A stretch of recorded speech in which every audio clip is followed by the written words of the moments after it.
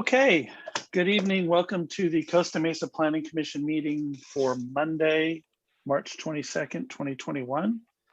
I call the meeting to order and ask you please to join me in the Pledge of Allegiance to our nation's flag.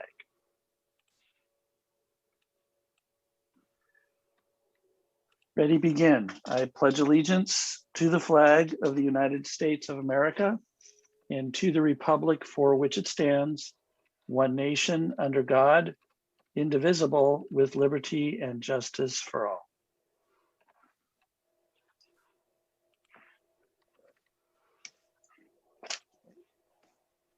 You have everybody online, looks like it.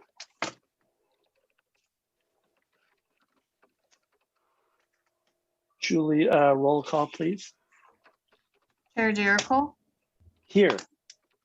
Vice Chair Colbert, Present. Commissioner Russell, Here. Commissioner Stevens, Here. Commissioner Toller. Here. Commissioner Torje is absent, but she will be joining us later after 8 p.m. and I will note for the record when she rejoins. Thank you, Commissioner Julie. Zick, Here.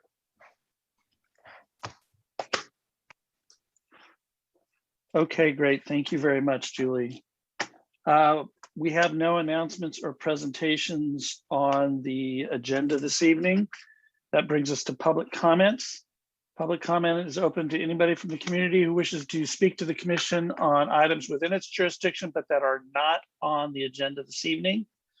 If you would like to speak during public comment and you're a part of the Zoom webinar, please hit the raise hand function. If you're on your telephone, please press *9 when your name is called, and then *6. I'm sorry, press *9 if you want to speak.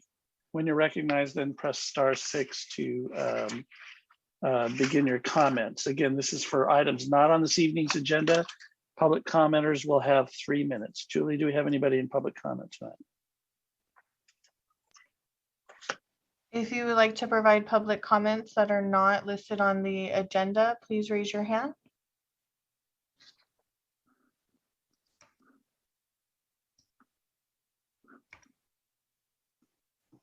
Dale Luther, you may provide your public comment.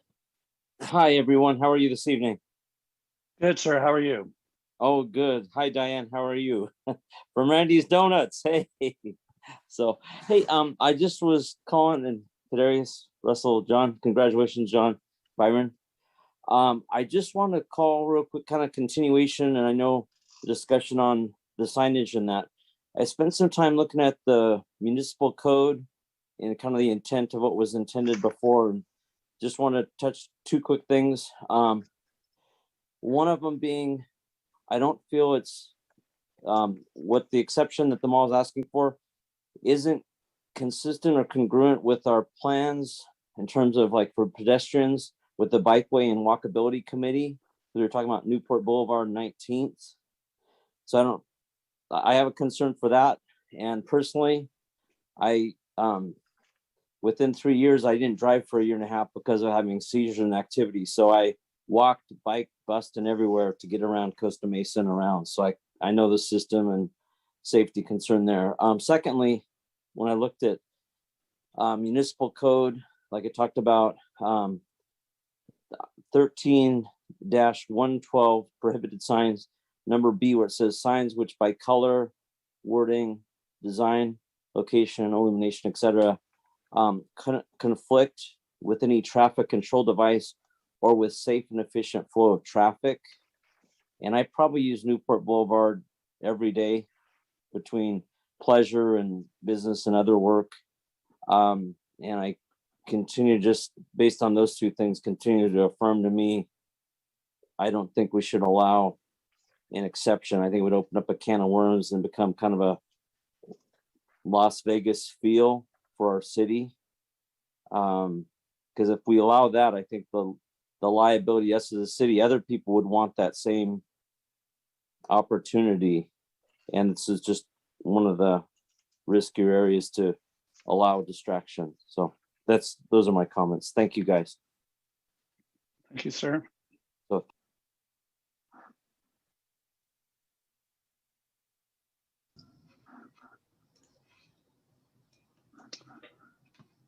Hi, And hello.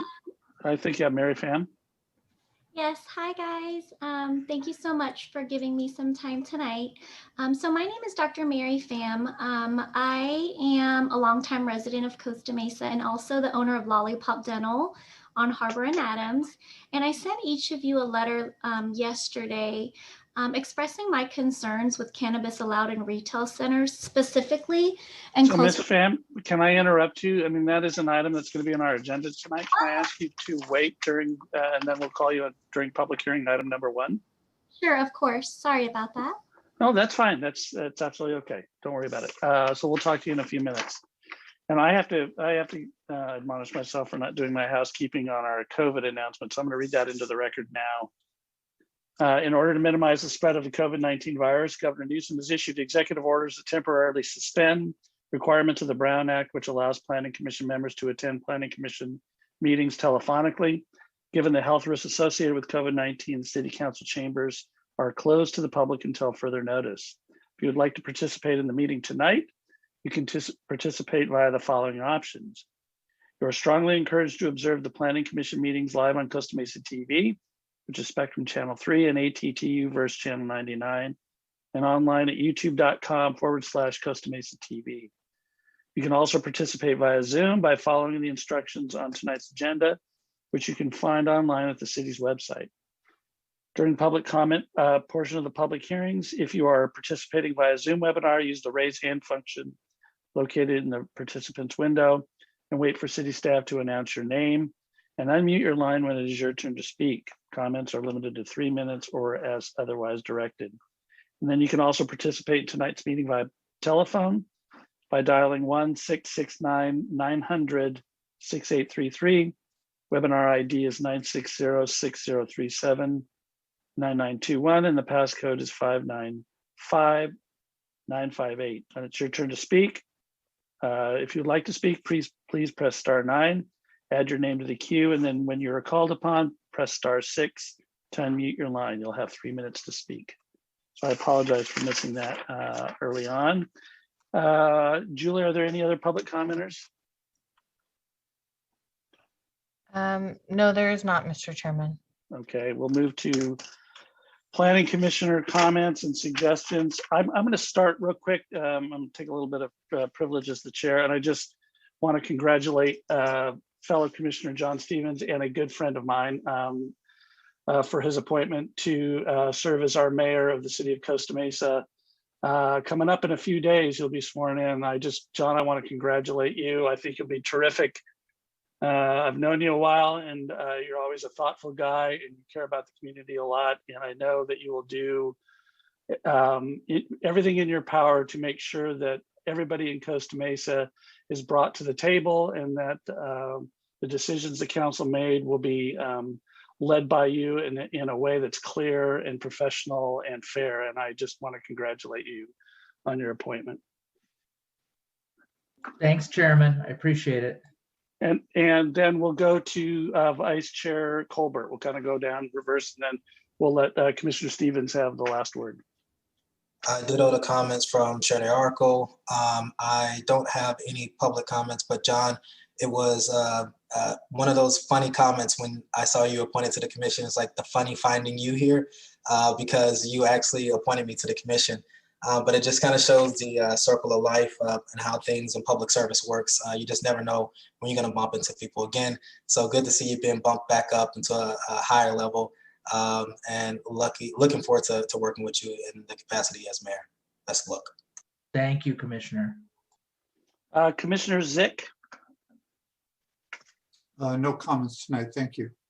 Okay, Commissioner Russell. I want to just congratulate Mr. Stevens for becoming mayor. I've known him a few years, worked on some campaigns with him, always found you to be a really good, generous, thoughtful guy, and I look forward to having you as our mayor. The only other thing I want to say tonight is just to remind people that of the shootings in Atlanta, that while they have not been legally defined as hate crimes, anytime that you have someone that focuses on Asian women specifically, as Senator Warnock of Georgia said, we know hate when we see it. So I think it's incumbent upon all of us to really look and see where in our lives are we treating people as other, whether it be as white people thinking that someone of Asian descent can't be from Wichita, or men that think that it's okay to sexualize women, that it's for all of us to look at what places in our hearts that that we're not being generous, that we're not being kind. That's it. Thank you, Mr. Chairman. Thank you, Commissioner Russell. Good comments. Commissioner Torje. Oh, she's not here. I'm sorry. Commissioner Toller. Thank you, Mr. Chair. I'll also congratulate Commissioner Stevens. I have confidence in you up at the helm. I've only been on this commission with you for a few weeks, but this is a good thing, and I congratulate you, and I'm thankful for this. Ms. Green, I think I have a couple slides. I'm going to, I think every meeting, use a little bit of time, at least.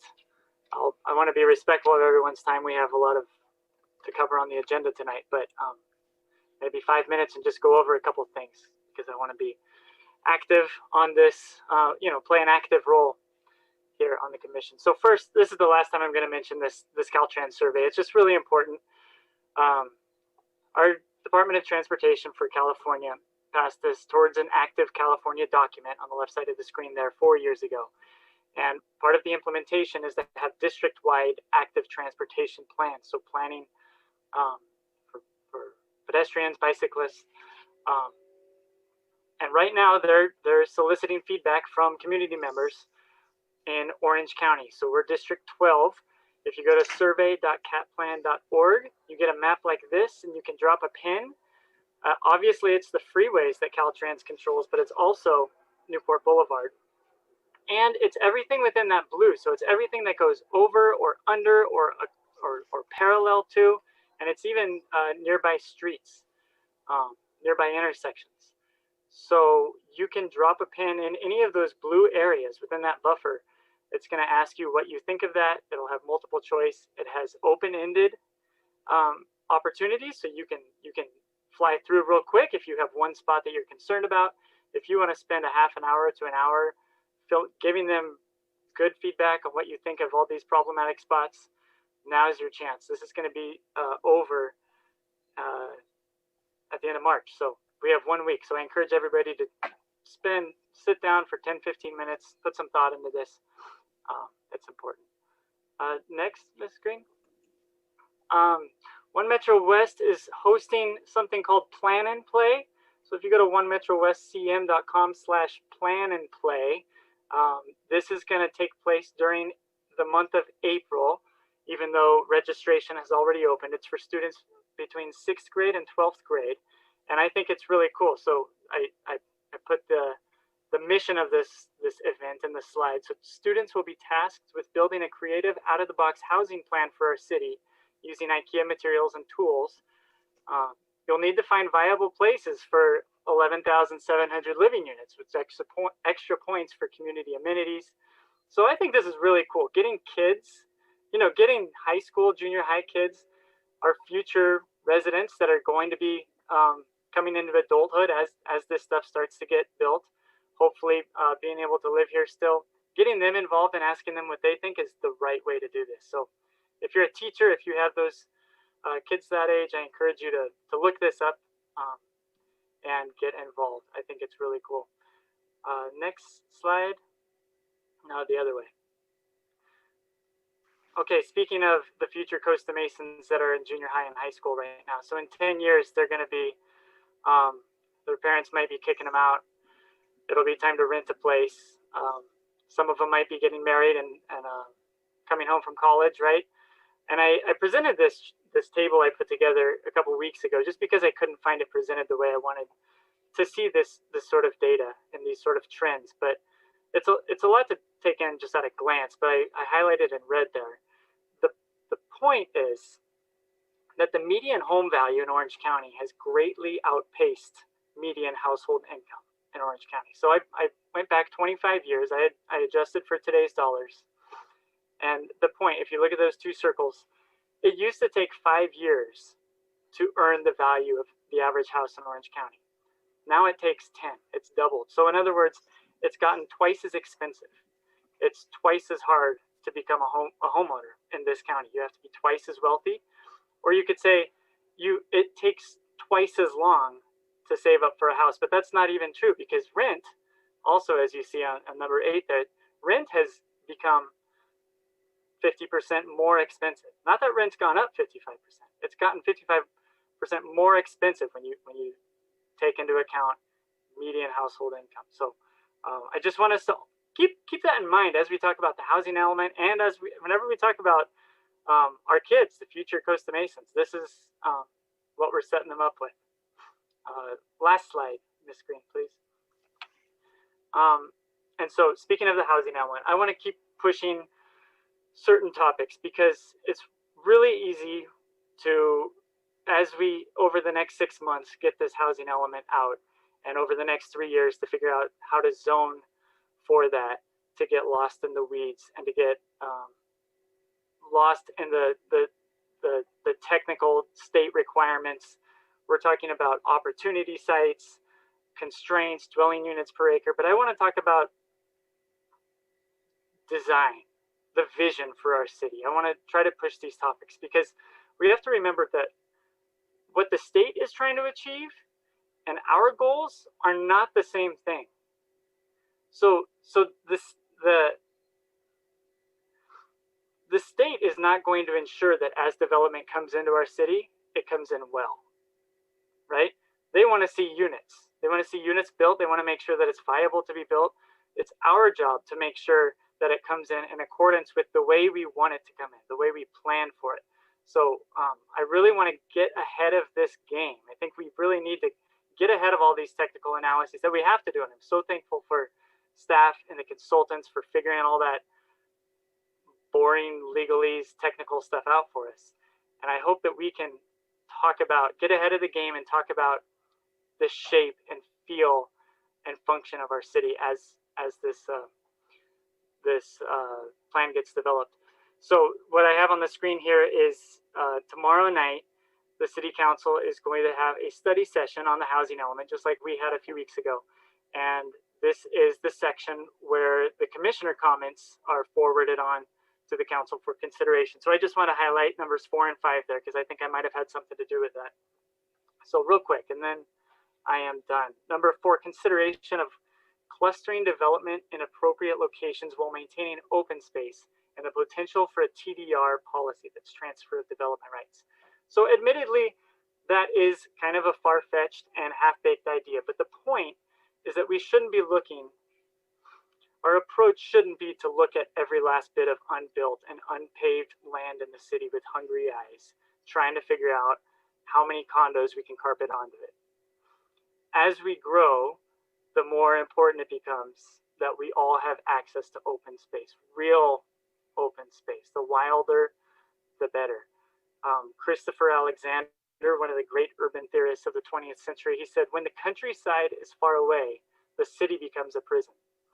I've been reading a couple of old books on Costa Mesa, and I've seen 2 very brief passing mentions of something called the Costa Mesa Greenway that was envisioned decades ago, and I've never heard of it. I don't know if anybody knows what I'm talking about, but it was a greenway that arced from about Banning Ranch over to the top of the Back Bay, and I don't know if it's too late for that, and I don't know if that idea is dead and buried, but I hope that the point of number 4 here is just to keep the spirit of that idea alive, right? Open space and density are not incompatible. Open space becomes more important as we become dense. Last, number 5, consideration of policies that lead to a variety of housing types and designs that are compatible with the Costa Mesa fabric and meet the needs of various populations in terms of household type, age, and income groups. So compatibility, obviously, we need to figure out how to achieve better densities throughout the whole city in contextually sensitive ways. Throughout the whole city, all parts. Charles Marone, he's the leader of the Strong Towns movement. I don't know if people are familiar with that. He says something very wise. No neighborhood can be exempt from change. But the flip side of that, he also says no neighborhood should experience sudden radical change. And I think that's a really good twofold principle that we should keep in mind as we go forward. The other part of number 5 there, a variety of housing types. So a mix of housing types is what makes neighborhoods interesting aesthetically, right? But it also facilitates diversity. A healthy neighborhood, I think everybody would agree with me, has old people in it. There's a presence of the elderly in good, healthy neighborhoods. That's wisdom sprinkled throughout our neighborhoods. But it's also good for there to be kids in every neighborhood. And that necessitates different unit sizes, right? Different sizes of units, different sizes of families, people at different stages in their life. Those are good, strong, healthy neighborhoods where people can start out as home buyers, where people can upgrade, where people can downsize without having to move to a new neighborhood or a new city. And these principles are true no matter what we're talking about, whether we're talking about R1, whether we're talking about the higher density places, whatever sort of intensity of the neighborhood it is. A lot of different types of population, mixed incomes, mixed ages, mixed everything. Those are good principles to have. And no matter what kind of neighborhood we're talking about, we can make sure that they are beautiful and comfortable, whether they're R1, whether we're talking about higher intensity places. So those are all my comments tonight. So make sure you attend tomorrow's study session with City Council, and thanks for listening to me, everybody. Thank you, Commissioner Toller. Commissioner Stevens, your final comments tonight is the Costa Mesa Planning Commission. My parting shots. Yes, absolutely. Well, I think I'll have some more comments as the meeting goes on, but hey, I really appreciate all the comments of the commissioners and the opportunity that Mayor Foley gave me to serve with you. And I will say that I grew a greater appreciation for the work that you do, the hard work that you do, the background that you have, the education that you have, and how you apply it to this work, and how you take it seriously and work with one another, and the leadership that you have with Chairman D'Ericle and Vice Chair Colbert. So I really think that this group is a very strong group, and Chairman D'Ericle and I do talk a lot. We play a lot of golf, and he shared with me, and I agree with him. I'm not sure who said it first, that this is the best planning commission that I think I've ever that I know of in not only in the history of Costa Mesa, but, and no offense to any other planning commissions, but also in Orange County and Southern California. So I'm very pleased with having the opportunity to work side by side you and to continue to do that tonight. As to Commissioner Russell's comment, yes, I think we do need to stand up to hate and wherever it's found. And now we're seeing it, of course, against our Asian community. And in other contexts, folks on this body and this body in general, but I think especially Vice Chair Colbert has spoken out against othering groups. And now we're focused on the Asian community. We're focused on racial inequality directed toward our black brothers and sisters last summer. It will never end. We have to be vigilant. The mistreatment of Asians has gone on in our country and our state for years. There were many years where Chinese Americans and Chinese immigrants could not own property. In my family, my wife's father and grandparents were interned during the World War II in the camps. So I appreciate those comments. I appreciate that this body is focused on that, and so will the city council. Looking at any time that we have that in our community, any type of othering, any type of discrimination, it needs to be called out and addressed and condemned in public by our leaders. So thank you, Commissioner Russell, and for all of you that have done that in the past. So anyway, let's get on with the meeting. Thank you, Commissioner Stevens. Good luck. That brings us to the consent calendar. We have no items on the consent calendar this evening, so we'll move to public hearings. And Julie, I'd ask you to read public hearing item number 1, which is the continuation of a public hearing. Public hearing item number 1, a resolution of the Planning Commission of the City of Costa Mesa, California, recommending that the City Council give first reading to an ordinance to adopt Code Amendment CO-2021-01 to amend Chapter 9, Article 21 and Chapter 4, Table 13-30 of Title 13 to establish the development standards for cannabis uses, including retail cannabis storefront and non-storefront uses, and an ordinance to amend Chapter 1, Article 5, Chapter 2, Article 1, and Chapter 6 of Title 9 of the Costa Mesa Municipal Code regarding the taxation, regulation, operating requirements, and standards for cannabis uses, including retail cannabis storefront and non-storefront uses, in order to implement the City of Costa Mesa retail cannabis tax and regulation measure Q. This item was continued from the February 22nd, 2021 meeting. We have received public comments on this item that have been provided to the commission and made a part of the record. This is a call for any ex parte communications. Commissioners, any ex parte communications to report? Please raise your hand. Commissioner Stevens.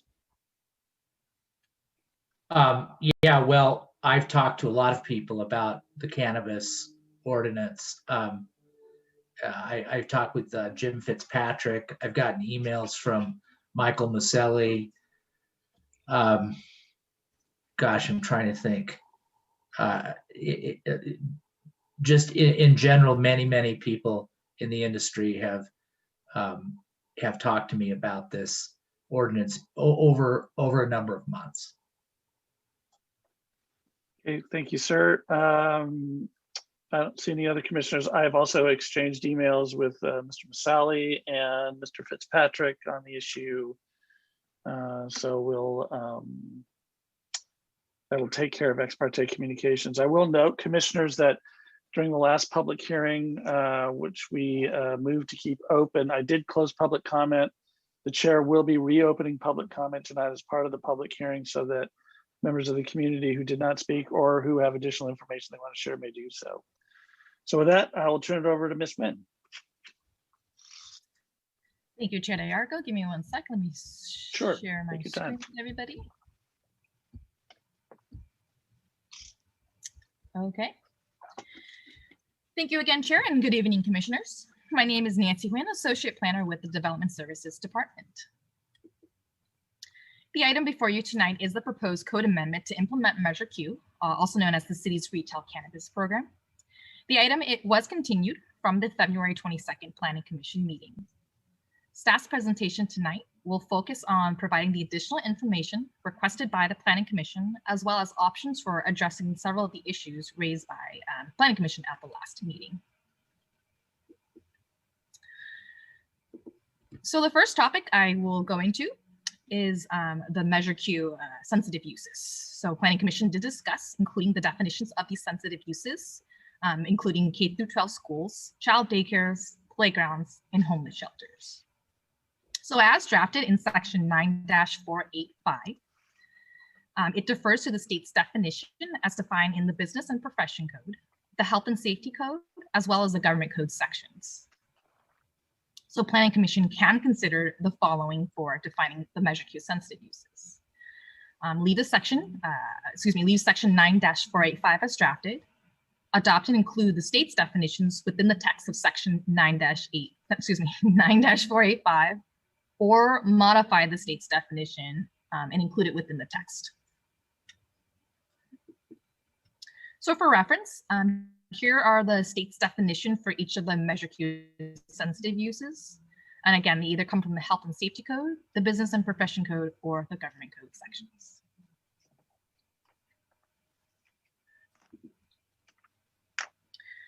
So staff believes that the state's definition are largely adequate for the purposes of defining the Measure Q sensitive uses.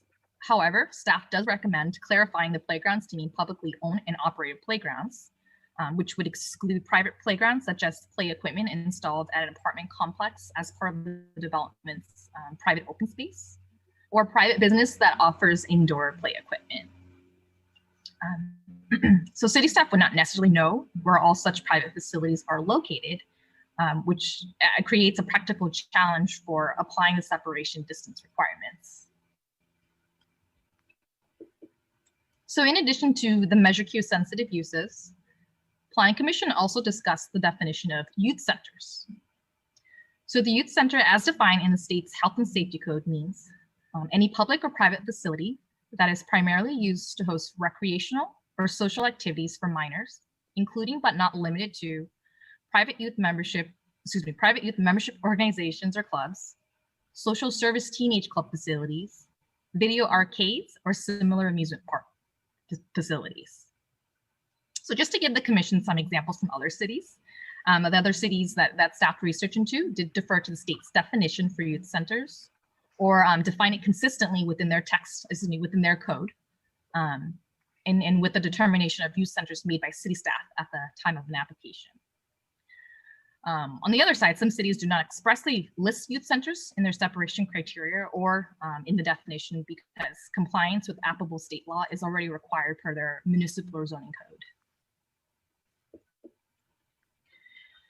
So Planning Commission can consider the following for defining youth centers. Leave section 9-485 as drafted, which narrowly interprets the state's definition and excludes certain uses. Adopt and include the state's definition of youth center within section 9-485, or do not include a definition within said section and instead passively defer to the state's definition with the determination of the youth centers made by city staff at the time of application.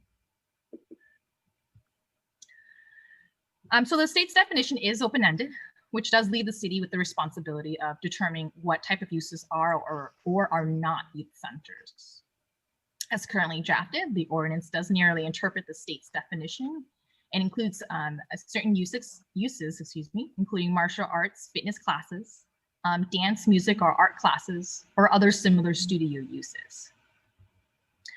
Staff does recommend that the definition of youth centers be clarified and is seeking Planning Commission's direction on that matter. So in addition to the definition of youth centers, Planning Commission also discussed their concerns with a proposed separation distance from youth centers and asked if a different buffer could be adopted. So for reference again, the state separation distance requirement is 600-foot radius from youth center that is in existence at the time the license is issued, unless a licensing authority or local jurisdiction specifies a different radius. This language does give the city the flexibility to specify and adopt a less or more separation distance than the state. And staff also did confirm this with the state's Bureau of Cannabis Control. So Planning Commission can consider the following in terms of separation distances for youth centers. Planning Commission can consider leaving the section as is drafted, which is consistent with the state. Delete the text as drafted in the section, since the preceding code section already requires cannabis uses to operate in compliance with all applicable state laws, including 600-foot separation from youth centers. Adopt a lesser separation distance, or adopt a higher separation distance. For example, 1,000 feet or 1,000 foot, which would be the same as the other Measure Q sensitive uses. Just to give Planning Commission some examples from other cities, the separation distances range anywhere from 0 to 1,000 foot But the majority of cities adopted the state's 600-foot separation distance from youth centers. So on the really different end, Long Beach adopted a 0-foot separation distance from the youth centers, and in part it's because the city attorney opined that there was just uncertainty with identifying youth centers. City staff would actually rely on business license records to locate the youth centers. And as such, there would be some uncertainty in mapping because it's not all youth centers. It's guaranteed to have an active business license with the city. So Planning Commission also discussed the potential for over-concentration of storefronts in one area, as well as just the overall number of licenses citywide. They discussed that because the proposed code amendment did not include a separation distance between the storefronts or a cap on the number of licenses. As drafted in Title IX, the City Council by resolution is authorized to cap the number of licenses at any time. In addition to that, the city manager is also authorized, also within Title IX, to establish application procedures, including establishing a phased approach or a prioritization application process. So Planning Commission can consider recommending to the City Council a separation distance between the storefronts or a cap on the number of licenses or a combination of both of those. If Planning Commission chooses a separation distance, you can either, the options are a 500-foot separation distance or a 1,000-foot separation distance between storefronts. And in terms of a cap, a citywide or a cap with an equal number of licenses per geographic areas, kind of like council district. So example, kind of illustrate those two options. So in terms of a separation distance, the city of Santa Ana has a 500-foot separation distance with a cap of 30. And currently the city is at 24 licenses. Long Beach has a 1,000-foot separation distance, but no cap. And currently the city is at 32 storefront licenses. Palm Springs also has a 500-foot separation distance, but also no cap. And currently the city is at 24 storefront licenses. And for reference, 500-foot separation distance is about a half block, and a 1,000-foot separation is about 1 block, and that's specifically in the city of Costa Mesa. In terms of a license cap, it can be based on a cannabis license to population ratio, equally distributing the licenses among council districts, or it could be based on the city's capacity to process applications in the first year. For example, the city of Los Angeles does do a cap based on the cannabis license to population ratio. So it's 1 storefront per 10,000 residents. And it is a soft cap, meaning that it could be adjusted to allow for more licenses. San Diego chose to have a hard cap, meaning once the cap is hit, no further licenses would be adjusted, or added. How the city of San Diego chose to establish our cap is per council district, equally distributing per council district. So it's 4 per council district for a total of 36 licenses. The city's cannabis consultant, HDL, generally use 1 storefront for every 18,000 residents when thinking about establishing a cap on number of licenses.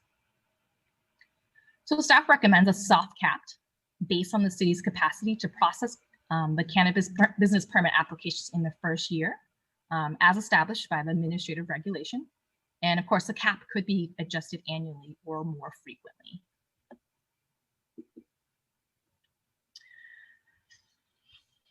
So the land use matrix does include a footnote, which Planning Commission did express concerns with, and that footnote under the land use matrix could potentially Planning Commission noted that the footnote could potentially hurt small businesses like childcares and youth centers.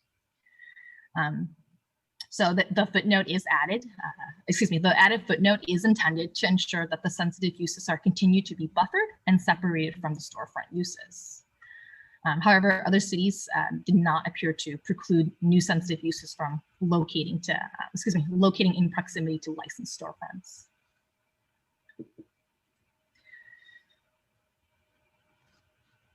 So Planning Commission can consider the following to adjust the proposed footnote, which is either to leave the proposed footnote as drafted or delete the proposed footnote.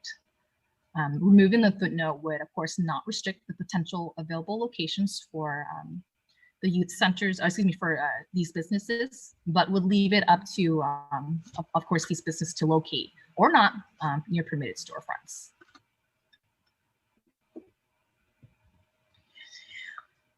So Planning Commission also discussed a concern with requiring a minor conditional use permit or MCUP for retail cannabis uses instead of a CUP.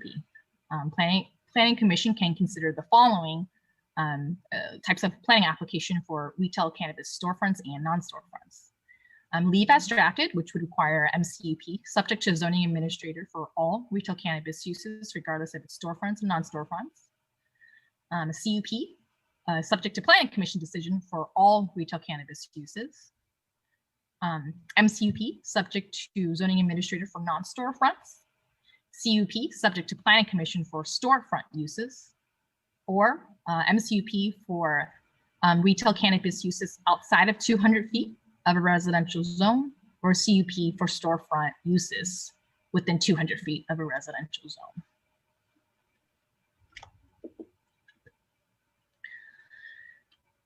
So, Title 13 includes a provision which would propose to prohibit any cannabis retail properties for, let me try that again, I apologize. Planning Commission discussed the proposed prohibition of cannabis retail for properties with evidence of illegal cannabis retail activity prior to the adoption of this ordinance, which would implement Measure Q. So Planning Commission can consider deleting that provision or modifying, and then specifically that's section 13-200.93 subsection E, 5, and 6. And instead rely on Title 9, which already includes a provision that would make any person involved in illegal cannabis sales ineligible.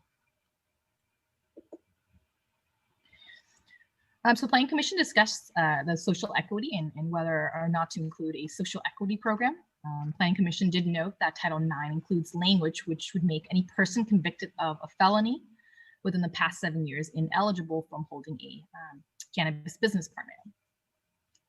Just to give some context for Planning Commission, social equity, such program the benefits could include waived or reduced application fees, technical or legal assistance in terms of preparing an application, grant or funding programs, and expedited or priority application processing.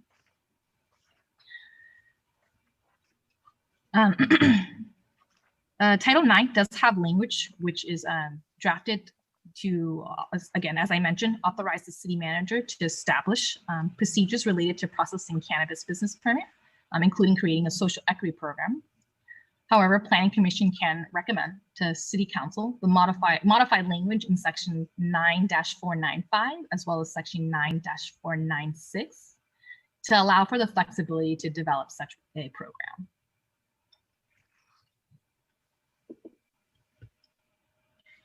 So as currently drafted in Title 13, the separation requirements would be based on sensitive uses in operation at the time of submission of a completed cannabis business permit application.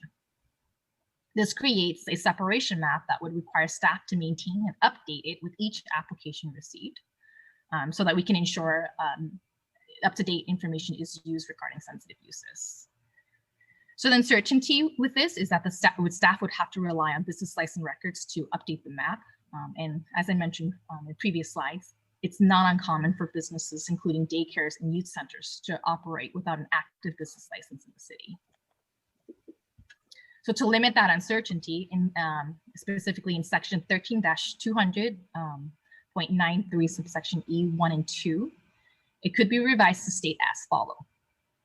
No cannabis retail storefront use shall be located within 1,000 feet from a school, playground, childcare, or daycare center or homeless shelter that is in operation as of the effective date of the ordinance or as updated periodically by the city manager or designee. So the double underlined text shown in this slide here would be what a staff is recommending to be revised. In doing so, we create a map that will identify all of the sensitive uses in operation as of a certain date. The map could be updated at a set time, such as annually or biannually or more frequently.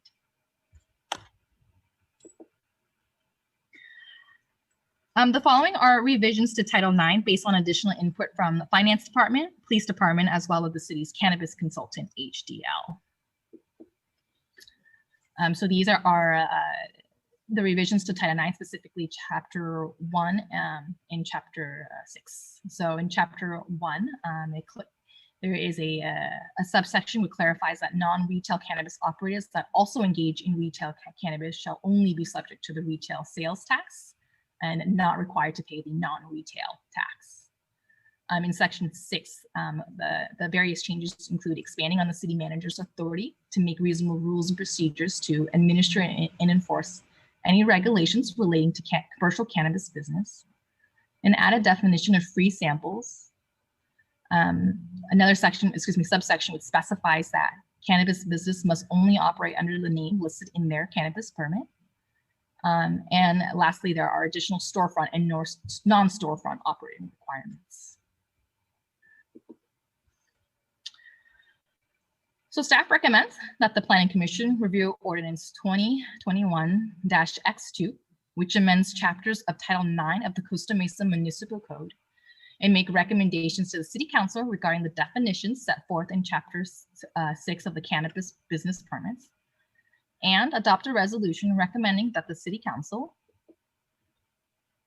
find that the adoption of the Zoning Code Amendment CO-2021-01 is exempt from the California Environmental Quality Act, or CEQA, per CEQA Guidelines 15061B3, the General Rule, Section 15301, Class 1 for existing facilities, Section 15303, Class 3 for new construction or conversion of small structures, Section 15308, Class 8, actions by regulatory agencies, and Section 15332, Class 32 for infill development projects, as well as give first reading to Ordinance 2021-X1 to adopt Zoning Code Amendment CO-2021-01 to amend the following chapters of the Costa Mesa Municipal Code.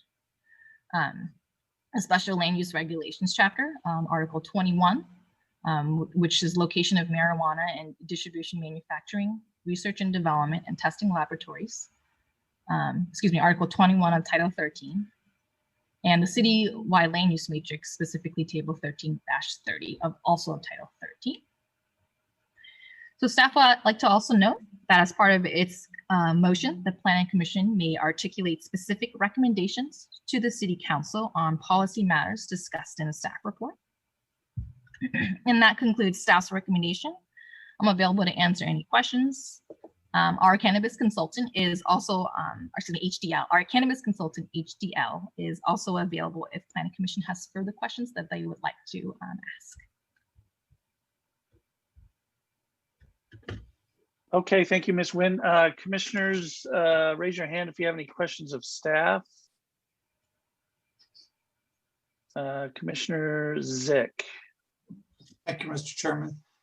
With regard to the various sensitive uses, was there any consideration given to having, in addition to homeless shelters, to having the sober living, rehab, or counseling facilities as one of these sensitive uses? Was there any consideration given to that? Thank you, Commissioner Zick. So during the discussion with the ad hoc committee, when we were preparing for this ballot measure, there was discussion about including sober living and some of the uses that you have identified as part of the sensitive measure. Ultimately, the direction staff thought was those were not included as part of the overall buffer. Okay, thank you, Mr. Chairman. Okay, thank you, Vice Chair Colbert. Thank you, Mr. Chairman. Ms. Nguyen, one question. It's building off of the last question I asked as it relates to the social equity policy. I would like to thank staff for being more thoughtful and including and doing that research about the policies. However, I do have a question specifically related to on handwritten page 65. No candidate, no cannabis. That language is still within regarding the employment opportunities for felons. Where did we even come up with the number 7? And what was why was that number proposed? What's significant about the number 7 that differs from 1 to 10? Thank you, Commissioner Colbert. I just want to point out that that is existing language that was previously drafted as part of the Measure X. But perhaps Ms. Lee or our city attorney, Mr. Preziosi, could expand on that. Mr. Preziosi? Certainly. Certainly. Ms. Nguyen, you are correct. That was the original language that went to the voters under Measure X, and that was approved by the voters. Mr. Preziosi, is there any reasoning for the number 7? Is there like significance behind it as to typically people change their behavior after year 7? You know, Commissioner Colbert, Vice Chair Colbert, I can't opine whether you know, people change their behavior after 7. That was the consensus of the city, that 7 was a reasonable period of time at the time Measure X was put on the ballot. I will point out, at the time Measure X was put on the ballot, there was a directly competing measure for retail sales in Costa Mesa. Measure X, of course, was non-retail uses. The two were directly competing, but the language of that retail sale measure also had 7 years. Okay, thank you. You're welcome. Thank you, Mr. Chairman. Thank you. I have just a couple of questions. Ms. Winter, I want to understand first the city manager's authorities under Title IX.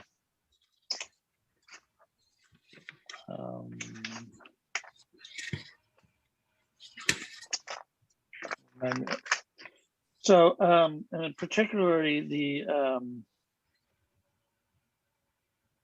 so this is 9-42.5, particularly the second paragraph under handwritten page 47, going to the top of handwritten page 48, says the city manager is authorized to make reasonable rules, policies, and procedures consistent with the intent and spirit of the chapter concerning the applications, the application process, and the information required of applicants, the application procedures, and the administration and procedures to be used and followed in the application process for permit applications and requests for permit changes or modifications. So what I want to have an understanding is, does that, or would that provision supersede Title 13 if we change it to include that all applications or retail storefronts are required to secure a CUP, not an MCUP? Would the city manager have the discretion to override that process in any way if the commission decided it would be a CUP versus MCUP? Based on what I'm reading in Title IX. Mr. Chair, the application process that is defined in the land use matrix, whether it's a conditional use permit or a minor conditional use permit, would specify what level of application is necessary to process cannabis applications. The administrative regulations section of Title IX is really referring to more specific procedures, but it would not override Title 13. Okay, that's what I want to know. Thank you very much.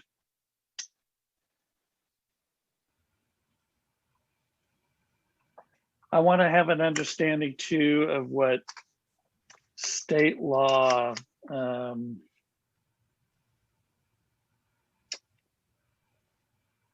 when state law controls whether or not our ordinance is silent on issues related to proximity to sensitive uses or distance requirements, and particularly the youth center. So if we left youth centers completely out of our ordinance, does state law with respect to separation requirements from youth centers hold and we're subject to that? Chair Yarko, that yes, that is correct. So if the Planning Commission were to recommend staying silent, like the example of the city of Santa Ana, which does not specify or define youth centers in their definition anywhere, or expressly lists that 600 feet separation from youth centers is required, it would require compliance with state law. And there is, I believe, in Title 13, there is I want to say it's an existing code section that does say that any cannabis uses shall also comply with applicable state and Right. like local laws. Okay, so I figured that. So that would also mean that we would have to abide by what the state defines as a youth center. Is that correct? I think the complexity there is that the state's definition is a bit broad. So even if we refer to the state's definition, it still involves some sort of interpretation by staff as to what a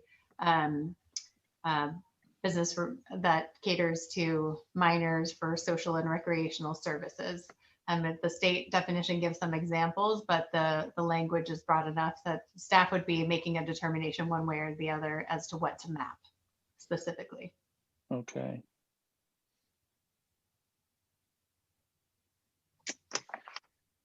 Okay.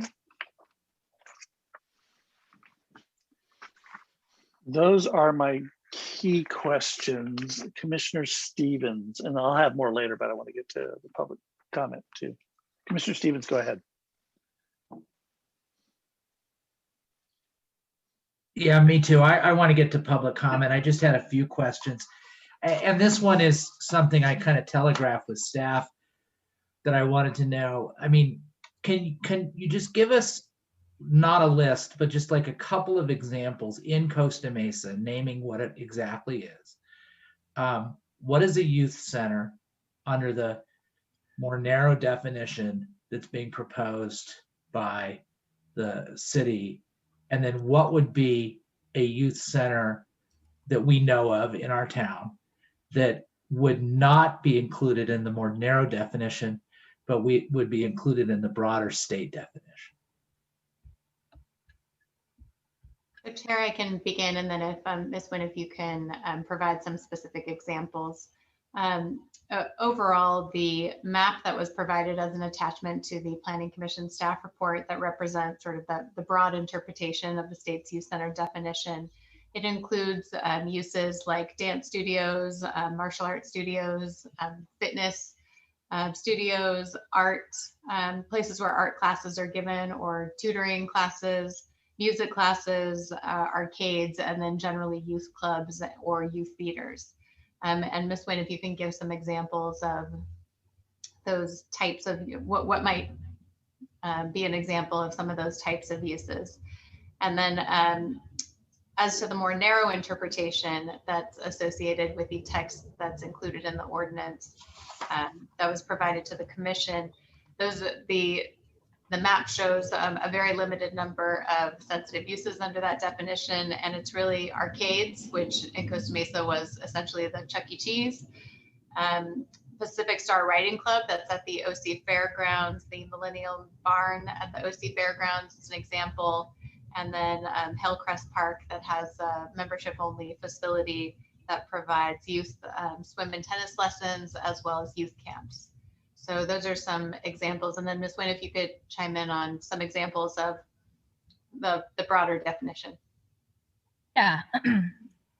So I kind of examples of existing business in the city that may fall under the broad definition. So as Ms. Lee mentioned, there are like tutoring classes like a Kumon or a Mathnasium, some art or dance studios. I think there are a couple of dance studios that are for youth along the, I believe it's on like, I think it's called After Dance Studios is one that I can think of. Aqua Tots would be another example as well. Chuck E. Cheese, I think would in either definition would be applicable as a youth center as well. So those are the various types of uses that we considered, excuse me, youth centers in the state's definition, the more broad one. Right. The other thing is I'm looking at, and this we did, I didn't prepare, I didn't ask you in advance, but I'm looking at page number 4 of the staff report. And it's really the first time I've focused on the definition of playground in the health and safety code. And I do recall that when we were deliberating over what to include in Measure Q, we thought about parks as being a possible sensitive use, but we landed on the more narrow sensitive use of a playground. And now as I look at this definition, it says it means any park or recreational area specifically designed to be used by children, which has play equipment installed, including public grounds designed for athletic activities such as baseball, football, soccer, basketball, or any similar facility located on public or private school grounds or on the county or city state parks. Has anybody on staff gone to see, of our 32 or 34 parks or whatever, which of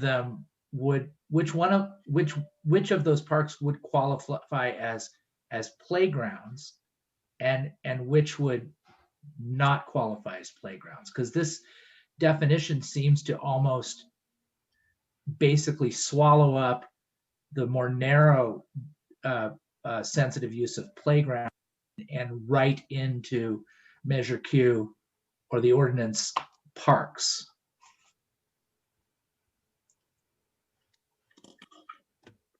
So Nancy, maybe you can speak to the playgrounds that were mapped and then kind of specifically how we determined that those should be shown on the map. But certainly that's an issue that's ripe for discussion. It's one of the reasons that we put the specific state definitions in the staff report, so we can have a discussion as to what we meant in Measure Q versus what the state law definitions are. So Nancy, if you could.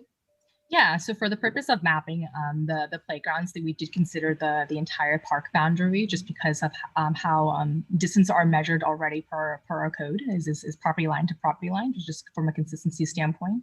The entire park property line boundary was considered in measuring that. And then for the two, the thought process behind that is the kids aren't not just necessarily playing or utilizing the playground, they can be utilizing the entire park space or park area. And so so staff included that for that reason as well. We also included the entire park boundary. But also, as Jennifer mentioned, excuse me, Ms. Lee mentioned, we are presenting this definition so that Planning Commission can consider, and staff is recommending that you modify the playground definition to be more specific, that it is for publicly owned and operated playgrounds, so that it would exclude, for example, and like I mentioned in my presentation, playground or play equipment that's installed at like an apartment complex as part of the development's overall private open space for their residents. Okay, and then the other thing too is there's nothing that stops us, as I think is what you just said, there's nothing that stops us from saying a playground within a park can be defined, and then you would measure it from the playground and not from the outer boundary of the park, correct? We could do that, right?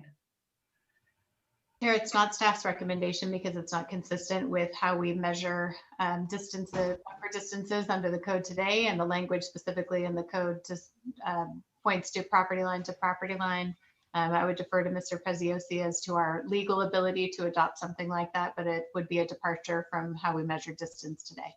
Well, like remember in the last meeting when I recused myself because of the development agreement, and I thought it was too close to my property, where I work at the Met, and so my thinking at the time was if you go to the end of the property line of the Met, and you go to the closest part of the property line of Sakioka's Lot 2, there would be a 500-foot buffer, right? And that I would need that, and I didn't think I had it, and maybe I don't. But then I went back and I looked at the card that staff prepared for me, and the way that's actually measured in terms of my conflict is the footprint of my building, not the lot. And I mean, you guys have access to that, so you can look at it. So at least with respect to that measurement, in terms of the, my conflict, it's not measured from lot line to lot line. So we have at least one example where we've deviated from that. So anyhow, is there anything illegal about measuring this other than from lot line to lot line? And we could look at it in other circumstances. We can say, couldn't we say we measure to the property, the building of the dispensary? Could we do that, as opposed to the outer boundary of the lot on which the building sits?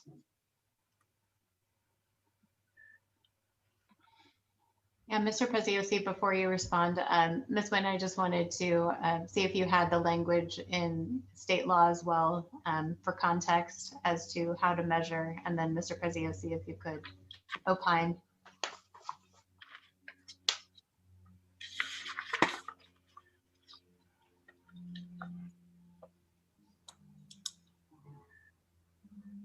Just for a reference or for everybody's context, I can share the Health and Safety Code section, which does specify how the distance should be measured. And just for everyone, I'll read it really quickly. So the distance specified in this section shall be horizontal distance measured in a straight line from property line of the school to the closest property line of the lot on which the medical cannabis, or which is the cannabis use is to be located without regard to intervening structures. So just to clarify for everybody, yeah, it's per the Health and Safety Code. It is property line, it's a property line without regards to intervening structures. Okay. And Mr. Preziosi, is there anything we should add as to our flexibility on that point? So, Commissioner Stevens, my response would be, in those situations where the city has discretion, or either given under the Health and Safety Code or Business Professions Code or the Bureau of Cannabis Regulations, or where those specific uses are not called out in state law, then the city would have discretion as to how to measure. And that would be anything other than schools. Correct. Well, okay, for the most part. Because if you read that literally, uses. If you read that, what was just read from the Health and Safety Code, and you said that needs to be applied to our analysis here, then we would never be able to consider the provision that apparently staff recommends, that we choose a different measurement when there's like an impenetrable object like the 405, right? Right. What I would take, Mr. Stevens, in those situations where state does not mandate a specific distance or does not mandate how you measure, which is often the case, then the city is free to choose its own method of measurement. And the only time the state mandates it is in this section that was quoted pertaining to schools, correct? Your Honor, I can't Commissioner Stevens, I cannot exhaustively state there are no other specific sections that are mandated by the state. Those are the ones that I'm aware of, but there may be a few others. Well, what about the other sensitive uses that we're talking about? Playgrounds. If we're talking, right. If we're talking about playgrounds, homeless shelters, parks, not parks, and youth centers. If we're youth centers clearly can specify a different radius under state law. The other uses, homeless shelters, are not specifically called out in state law. They're a creature of Measure Q. So those items that are purely part of Measure Q and not reflected in state law that wouldn't have a mandate, then clearly the city is free to describe its own radius or method of measurement. Okay, I have some other thoughts, but I do want to hear from the public, so I'm not going to take any more time. Okay, thank you, Commissioner Stevens. So I'm going to reopen public comment portion of the public hearing and ask that if you are on the Zoom webinar platform, please raise your hand, hit the raise hand function if you want to speak. If you're on telephone, please press *9. So we open public comment, and Julie, I'll let you manage that. in the order that we have these folks in.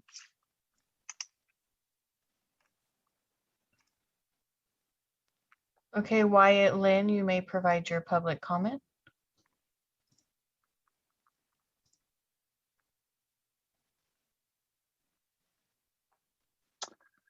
Mr. Lynn, please unmute yourself.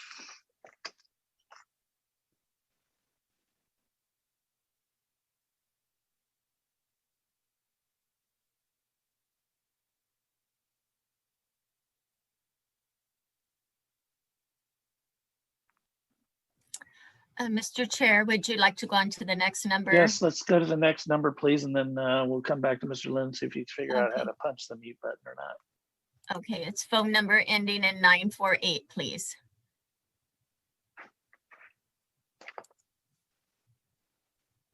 You need to press *6 if you want to speak, or is that a person on Zoom? Good evening. Can you hear me Good evening. okay? Absolutely, go ahead. Awesome. Measure Q was supposed to rectify all the current illegal operators in the city that have been in business for years without a business license, building permits, without paying sales taxes, et cetera, ad nauseum. And yet, when code enforcement is contacted repeatedly about the same operators, they claim they can't do a thing. How is it that any current illegal operators are still in business in Costa Mesa? Any other business would have been red tagged or shut down years ago. Why are illegal cannabis dispensaries an exception? My neighbor got a citation from code enforcement because some weeds were growing in his front yard. And yet people can sell weed illegally with no problem. How does this happen? Voters assumed all the illegal operators would be shut down, but it hasn't happened. Again, to date in Orange County, only Santa Ana has approved and opened retail dispensaries with a cap of 30 with 500-foot separation. Fullerton had approved 5, but recently repealed that ordinance. La Habra has approved 4 for delivery only, and that's it in Orange County. Why isn't there a fixed number or cap on retail dispensaries in our Costa Mesa ordinance? It can always be expanded if necessary later on. Families, businesses, and children need to take precedence over some unknown amount of money you think the city could make by having a retail dispensary on every street corner. To recap, please consider adding a cap on the number of retail dispensaries to this ordinance along with the separation distance. And the ordinance provision restricts any property with unpermitted cannabis activity. So what are you waiting for? Please finally shut down all the current illegal operators in the city. Thank you. Thank you for your comments. I will have staff at some point during tonight articulate briefly the administrative and legal procedures the city has to go through to shut down illegal cannabis dispensaries. Julie, next speaker, please. Jason Piazza, you may provide your public comment. Hello, can you hear me okay? Yes, sir. Yay, I found the mute button. The youth center things really does kind of confuse me. You've got a map that seems to overdefine it. The state's definition, in my view, is pretty clear that it's talking about areas where children would hang out. It says arcade, it says clubs. It's not talking about any private businesses where there's parents dropping kids off, things of that nature. So I'm a little confused by the maps. I really am confused how the map shows it, including all of these private jiu-jitsu studios and music lesson places, when in the proposed ordinance or the own definition of youth centers, it's saying that it doesn't include those. The state's definition does seem to be vague, but the examples it gives are pretty specific, that it's places where kids hang out, not where their parents take them to, be for an hour to learn how to protect themselves or expand their minds with art and music. In terms of a buffer between shops, between dispensaries. If you're gonna go that route, I don't really suggest it. I mean, what is the difference between 400 feet versus 500 feet? There's not very much difference there in actuality. Yes, it's a bigger number, but if you're going to do that, then it just really makes things more difficult. Nobody really knows where other applicants are, and it's really quite confusing. And as far as Santa Ana is concerned, they had a limit on the number of licenses, and so did Long Beach and other cities. So of course they were able to put in a buffer between shops, between dispensaries, which kind of made sense. But as far as I understand, the city hasn't really been considering that. So I think it would make sense to not include a buffer between shops. The dispensaries are going to do a good job on their own. And it seems like the city is looking at a more market-based approach. And lastly, it does say in the state's regulations that, you know, in regards to the 600-foot requirement at the state level, a radius from a school, grades 1 through 12, daycare or youth center, that the Bureau may approve the premises for licensure if the local government approves it. It's pretty clear. It's in the regulations at the BCC. There's no issue with reducing that buffer as evidenced by Long Beach. Thank you. Thank you, sir. Next speaker, Julie. Greg Gamet, you may provide your public comment. Yes, thank you, Commission, and congratulations, Commissioner Stevens. And we appreciate all your guys' hard work. When you guys are going to put a radius separation between businesses and everything like that, when people are applying, wouldn't that just go to the lottery model then at that point? Wouldn't it force you guys to do a lottery, which sound like we were trying to avoid in the earlier meetings because of legal issues? And that's it. Okay. Next speaker.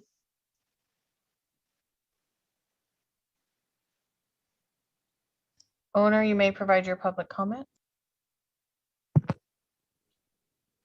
I don't know if it's for me, Kim Tapfer. Yes, we can hear you. Oh, okay, thank you. Thank you to the commissioners. I appreciate all your hard work and dedication for our great city. I come to you, again, my name is Kim Tapfer, as a business owner and property owner in the city of Costa Mesa. I and my mother own a small retail business very close to the Newport Boulevard and 17th Street, you know, for your reference, close to Santa Monica Seafood. And presently it's been a tough year. Our retail tenant is in default for failure to pay rent. And we have been actually approached by some potential retail cannabis sellers. So interestingly, in terms of the city map, we are literally right on the border. So we are about 1,000 feet plus or minus from Lions Park, the playground. And we are 600 feet plus or minus from Mathnasium, which is a tutoring center. I guess, you know, and it's a question if it's actually going to be classified as a youth center at this point. But and that's actually in the Growers Direct strip mall. So we are right there on the border. And I would want to raise attention to something that I noticed in your section 13-200-93E4, where you made an exception based on the 405 as being an intervening barrier. And I would call attention to the Planning Commission that Newport Boulevard, right there at 17th Street, is actually 7 to 8 lanes. It has a daily traffic count of around 90,000. And clearly in those instances, if anyone was coming from one of the sensitive sites to our property, they would have to take a crosswalk across Newport Boulevard. And I would ask that the commission would consider expanding beyond just the 405 and consider other major traffic thoroughfares. And the city could be, tailor it narrowly so that it could be based on number of lanes, say 7 lanes, or a large traffic count per day, or some combination thereof. But it does seem that as a practical matter, you're foreclosing properties that really would be good possible retail cannabis spots that really pose no risk to our sensitive population because of these natural barriers of these major traffic thoroughfares. So I would ask that the Planning Commission would possibly expand beyond just the 405. That is my only comment, and I appreciate your time and efforts on this very important measure. Thank you so much. Thank you. Next speaker. Dana Cisneros, you may provide your public comment. Good evening, commissioners. My name is Dana Cisneros. I am a local attorney in Orange County that represents cannabis businesses in real estate and business matters. I wanted to make a couple comments. So it seems that a lot of tonight's conversation relates to the caps. And I want to caution you that caps absolutely discourage small business participation. It ensures that only the largest operators will be able to compete for your limited number of licenses. And it will not allow or incentivize anyone to leave the unregulated market and enter the regulated market, because it will simply be impossible for them to compete. We have seen this throughout Southern California, where city to city, we have the same operators providing consumers with little to no choice in cannabis products because of the lack of diversity amongst the large operators, and they routinely win places 1 through 5, for example, in cities where there's only 10 licenses or so. So I want you guys to consider the effect on small businesses and market entrants if you do impose a cap. I'm glad to hear that you guys are working with HDL, and HDL will confirm that they did indeed propose caps in both Riverside County and the city of San Bernardino, both of which authorities have now removed the caps that were proposed. And so I would like you guys to think about that as well, since the council's stated position was that they intend to encourage economic activity in Costa Mesa. In order to realize that, you actually have to have a good number of operators participating, and indeed Riverside County and the city of San Bernardino learned that after the fact. Lawsuits in a meritorious competition-based program are a given. Ask any city who's had a merit-based process and they will tell you they have been sued. It has happened all over California thus far. And again, large operators who lose are left scratching their heads as to why they lost and someone else won. And as a result, lawsuits are triggered. Costa Mesa had a beautiful ordinance drafted that provides equal opportunity to anyone who wishes to participate in the regulated market. And I'm very sad to hear that caps are now being considered. As far as youth centers are concerned, I really do like the idea that staff presented to you regarding residential buffers and perhaps using a conditional use permit when there's a question as to whether or not the property is too close to a sensitive use. And I think that that would apply to the woman that just spoke before me about her property being, in an area that's sort of a maybe or in a gray zone. Perhaps you can use a CUP process there to ensure that those sensitive uses are provided the opportunity to speak. And then finally, Commissioner Colbert, I just wanted to let you know that the 7 years is in fact how long California businesses can go back to background check someone.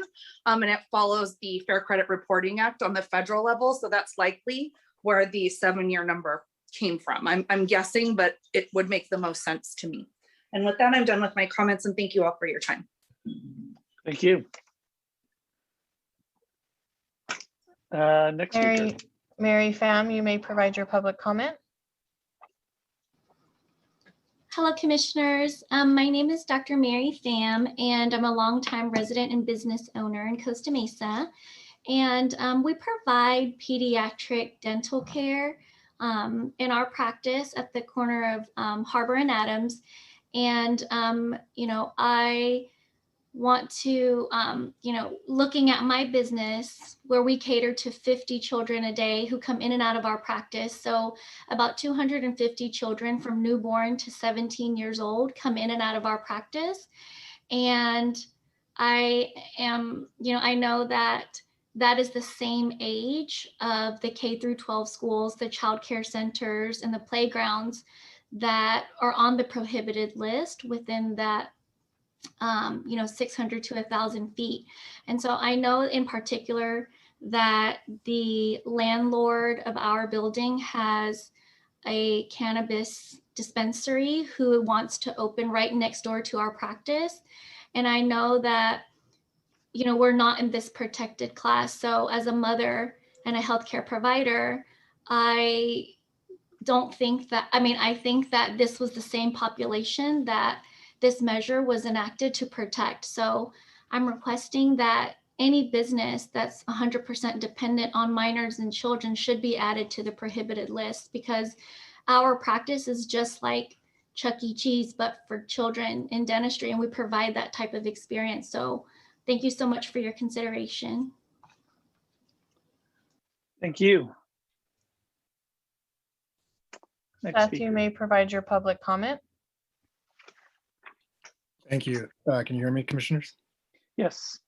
Thank you. Good evening. My name is Seth Smith. I'm one of the owners of Santa Cruz Veterans Alliance. We're a cannabis business located in Santa Cruz County, California. We operate a retail dispensary, indoor cultivation, and distribution. And we distribute products throughout the state. Thank you for taking up this issue. I wanted to just piggyback off a few things that you heard other people say tonight. One of the major concerns is the fact that businesses such as ours are already looking for properties in Costa Mesa and looking to secure those now in the likelihood of a potential ordinance in the future. We also have licenses in the city of Watsonville and the city of Capitola here in Santa Cruz County. Those cities kind of split their application process up. And this is an option I'd like the commissioners to at least hear about and consider, where business applicants apply as businesses in the city, whether with their third-party consultant or on their own. City officials, city staff evaluate those applications on a merit-based system, but do not require the businesses to have a location or a property picked out just yet. This gives the city the opportunity to select the businesses that they want to work with, and then work with those businesses once they're selected to identify the correct properties in the area and in the zoning that the city prefers. So I recommend that that you commissioners, either yourselves or direct city staff, to look at ordinances from cities that adopted this model. To my knowledge, this model did not result in lawsuits against city jurisdictions, municipalities, and was very successful. So this is something to consider. It also helps increase the likelihood of small businesses applying, because they're not being required to hold on to properties indefinitely while the city goes through the application process, potentially just losing that capital as a loss if they're not selected in the end, which is a reason a lot of these jurisdictions are seeing these lawsuits. Thank you for your time, and thank you for your consideration. Thank you. Next speaker. Josh Clark, you may provide your public comment. Hi, everybody. How's it going? My name's Josh Clark. I'm the owner of Pacific Cannabis Growers and California Cannabis Growers Network. I'm going to make a comment tonight on the subject of precluding certain properties that have allowed illegal dispensaries to operate within the last 5 years. I just wanted to once again reiterate that I believe it's only a minor inconvenience to the landowners, but it's completely devastating to groups that have come in and leased properties in anticipation of this ordinance based off the initial information provided. I mean, the main goal is to shut these businesses down, not necessarily punish individuals. So I'd ask the commission to maybe think about the scenario where if there is an illegal dispensary or was, and a new one does come in, if the BCC is looking at right next door at an illegal dispensary, they're going to shut it down instantly. They're going to take this problem off the city's hands. It seems like a win-win, and then the property is brought into the fold. So just something to consider. Sometimes you do a little better with sugar instead of vinegar. So thank you guys. Thank you. Next speaker. Nancy Pham, you may provide your public comment. Hi, everyone. Good afternoon. First of all, I want to thank you for this opportunity. I just want to add on, similarly to what Dr. Mary Pham had stated. I not only am a mother of 3 young children, but I'm also an office manager of a pediatric dental office in the city of Costa Mesa as well. I too want to express my concerns regarding these sensitive uses. We too, cater to all young children, and just looking at the risks that young children can, you know, basically, if there was a dispensary or some sort of cannabis business nearby, not only I kind of looked into some studies where they indicated where people who are even medically receiving cannabis prescriptions or whatnot, many are reporting that they still drive under the influence. So not only is it a risk to everyone in our city, but also to young children as they're going in and out of our business, and also potentially with a business being nearby, they can even drop things that they've purchased at dispensaries, and then it's like in the parking lot. Young children, they have curious minds, and that could be risky too. So I too would appreciate you guys also considering pediatrician offices as well as pediatric dentist office as a sensitive use also area. Thank you for your time. Thank you. Next speaker. John Dominic Villatillo, you may provide your public comment. You were very close. It's Oh. John Dominic Vitiello. Everybody calls me Dom. Feel free if you address me. The comment I wanted to make was that I did not see any research in the proposal regarding the potential for an upcoming blight of commercial retail foreclosures. I saw no data related to the number of commercial property owners who are in forbearance or in default of their mortgage obligations. And what I'm concerned with is that this cannabis opportunity, the cannabis retail opportunity that's being presented right now to these operators, these owners of the property, as well as the operators that are coming in, that opportunity might be squandered if we seriously limit the zoning and if we seriously change the definition of youth center along the lines that some of the speakers have been proposing. The sensitive use restrictions, the definitions of youth centers, and the zoning are not the only means of protecting the children here. There hasn't been much comment on it, but throughout the retail regulations promulgated by the BCC, there's a number of safeguards and methods that are built right into those regulations regarding how this product gets packaged, how cannabis itself is bottled, jarred, packaged in nondescript packaging, as well as say edible cannabis being limited to not be attractive to minors, having no cartoon characters, for example, on the labels and things like that.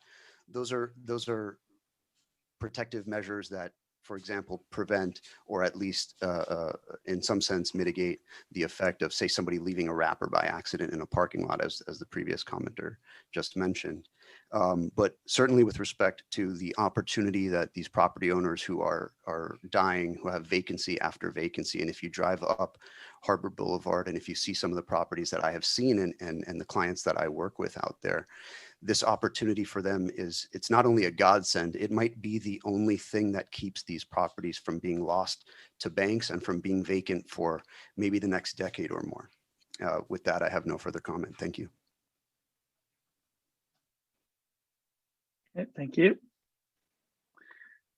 Any other public speakers?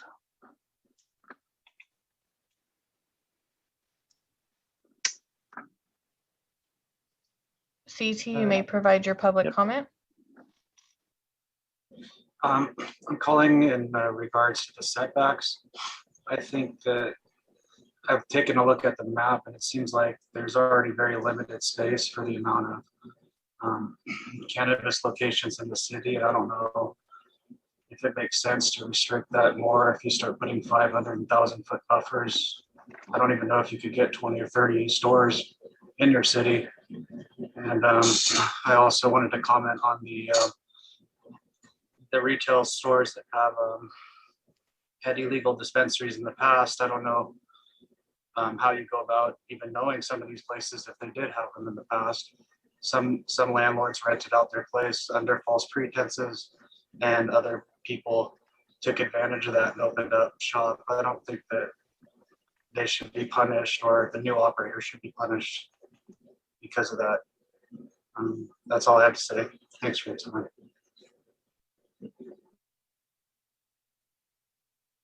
Thank you.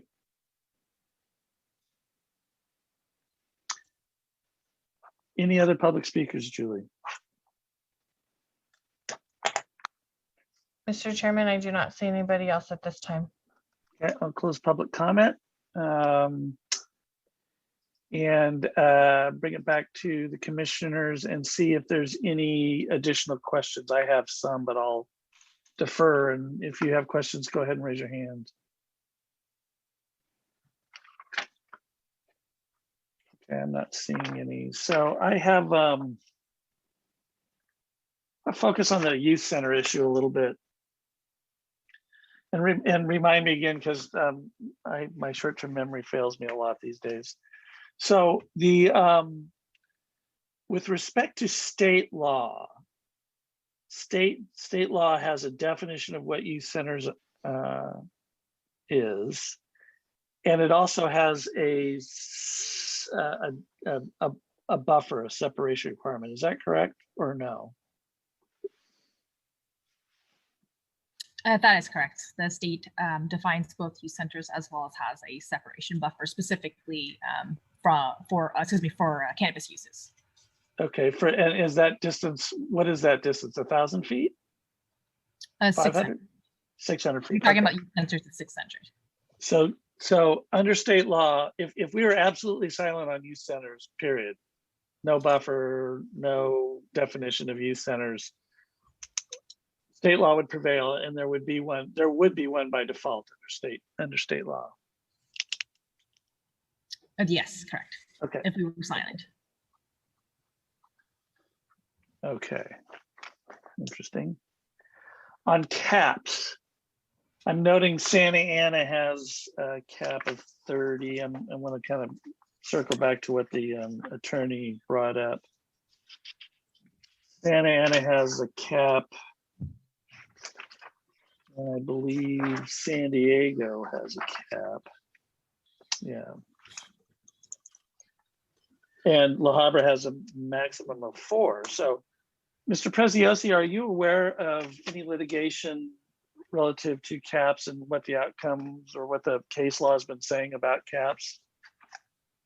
So caps themselves are completely at the discretion of the local authority.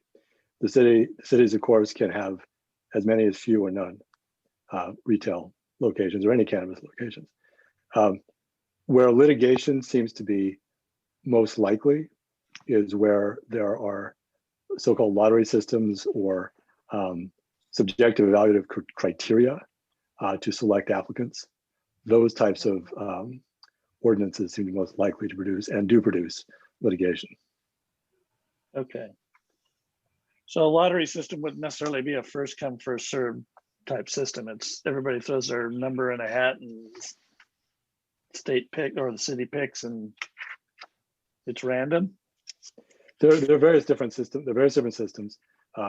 Generally, though, in any situation where there is a limit on the number of permits that are going to be granted, there is an incentive for the applicants that are not selected to file suit based on reported deficiencies in the city's code, the city's regulations, the city's selection process. Okay. And I want to understand and make sure I understand the ordinance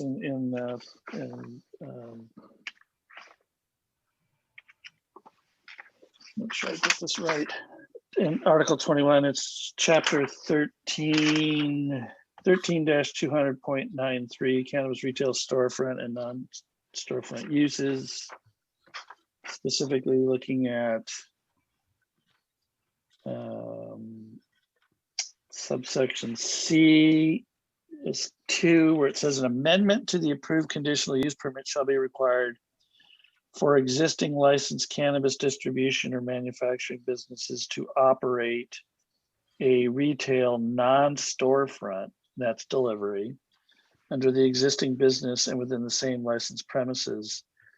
And then it goes on to say a minor conditional use permit may be issued to allow the location of a retail cannabis use pursuant to subsections A and B of the section, which deals with non-storefronts.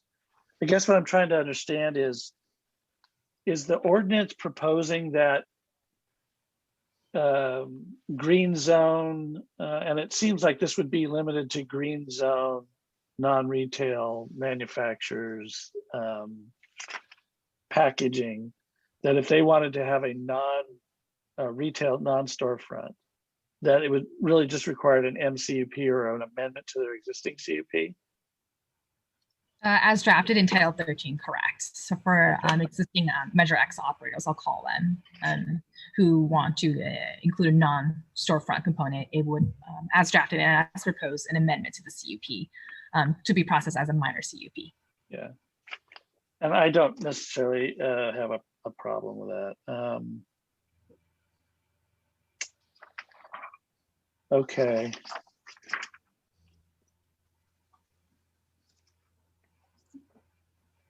I think that's pretty much it for me. Commissioner Toller has questions. Thank you, Mr. Chair. I have a first question. I don't know if this is a good or fair question, but to staff and maybe to the other commissioners, but can I ask what a successful implementation would look like? If we go 2-3 years out, what are we trying to achieve? Is it revenue for the city at the end of the day? Would success be more dispensaries than any other city? For some residents, success would be none of these. Is there any opinion floating around? Is there a consensus? I'm sorry, it's not. Yes. I want to throw that out at least. Maybe, yes. May I answer that? You may. Yeah. So I'm just going to answer that as somebody who was on the ad hoc committee when this all started and kind of brought this forward, and who's now going to move into another, presumably onto the ad hoc committee on the council. I was hoping you'd answer, but I didn't want to. Yeah. The whole kind of thrust of this ordinance is we currently have a demand for consumer demand for cannabis in our city. There's nothing that anyone can do to deny that and to stop that. That demand is currently being filled by illicit businesses who are selling unregulated products, collecting money, not paying any taxes. And then in addition to that, we have residents and business owners, especially even legitimate and business owners in the cannabis space, although distribution and manufacturing in our town, who say, why is this happening? How, you heard the member of the public that said, how can this possibly happen? Why aren't they red tagged? Why aren't they shut down?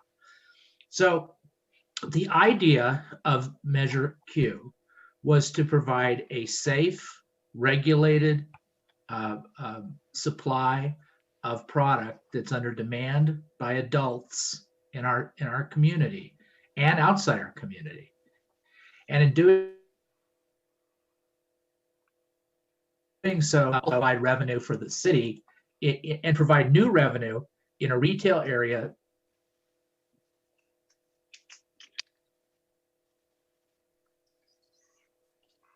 I think you've got a bad internet connection, Commissioner. It is being eroded because of online sales.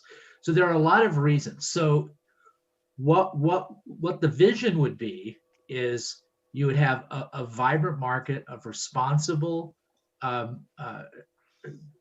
retailers who are selling a legal product to adults and paying taxes that raise money for the city to pay for things like police officers, firefighters, fixing potholes, trimming trees, things that are essential to our budget and essential to providing essential services to the city. And in doing so, you create a demand that will, and a market that will naturally create an erosion of the illicit market, not eliminate it, but reduce the illicit market because you have a competitive legal market in the locality. That's the purpose, and that's what we're trying to achieve. Thank you. And Chair Derickle, I think you alluded to, well, I would want to hear, and maybe some of the other people listening would want to hear, why, what's the problem with cracking down on the illegal activity? We say. So no, there was, I'm sorry, there was a speaker who wondered why illegal dispensaries that continue to operate in town haven't been shut down, and I wanted to have staff or Mr. Preziosi identify those administrative and legal procedures we have to go through. You just don't walk in and shut the business down. So that may be a good time to fill in and give people some perspective on that there is a process that has to be undertaken. Mr. Preziosi, would you? Absolutely. So Chair Derickle, thank you. You know, we are a nation of laws, and we have the Constitution, we have due process requirements. The city is not free to just simply walk in and shut down illegal dispensary, however obvious it may be. Typically, it's a nuisance abatement action, which requires notice, requires filing of litigation. It gives the applicant or gives the illegal dispensary or the property owner or both an opportunity to present their side in court. So it's rarely a quick process. I'd like to point out, there was an earlier comment about the BCC being involved in the BCC shutting down illegal dispensaries.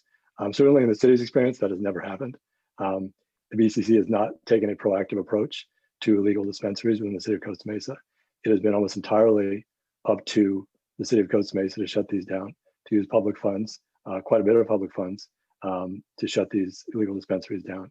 There's a certain element of whack-a-mole with a lot of these dispensaries because they will close. Some of them may just simply close and then they'll open up somewhere else. Whether or not the landlords are in collusion with them or not, it's a simple fact. So it's not a simple matter to simply shut dispensaries down. As I said, it's an expensive process, a lengthy process. Ultimately, they will likely be successful, but the city can't just snap its fingers and abate a nuisance. It has to go through a rigorous process to do that. Certainly, BCC has not been unhelpful to the city, but it's been the city's burden to shut dispensaries down. That's fair. Thank you. Okay, I have just a couple more questions. Handwritten page 14 at the bottom, number 5 is what a few commenters have mentioned, as they did last time we talked about this. And this has to do with moving into a place where there's been an illegal dispensary. As I read this, number 6 provides a pretty reasonable escape valve. I just want to make sure I'm reading that correctly. And those three,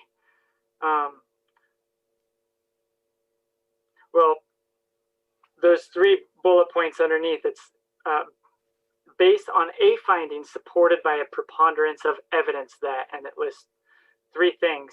The second one, the applicant is a purchaser of the property. That all 3 of those don't need to be checked for someone to get out of the constraints of 5. Am I reading that correctly? Commissioner Toller, all 3 of those do have to be checked in order for number 6 to apply. Okay, so a new operator cannot move into an existing tenant space if that tenant space has hosted an illegal dispensary in the recent past, unless that new operator buys the property. Correct. If the applicant is, well, you have to understand it in context because this is Title 13. So the applicant here would have to be a landowner because the CUP runs with land. So there would also be a necessary component of the cannabis business permit, but because the owner must be a co-applicant on a conditional use permit, that if the actual if the actual cannabis business permit operator was not otherwise prohibited, and the applicant was a new purchaser applying for the CUP, that box would be checked. Does that make sense? Yeah, because the applicant could own the retail center. We're not just talking about the new tenant. Correct. Okay. Okay.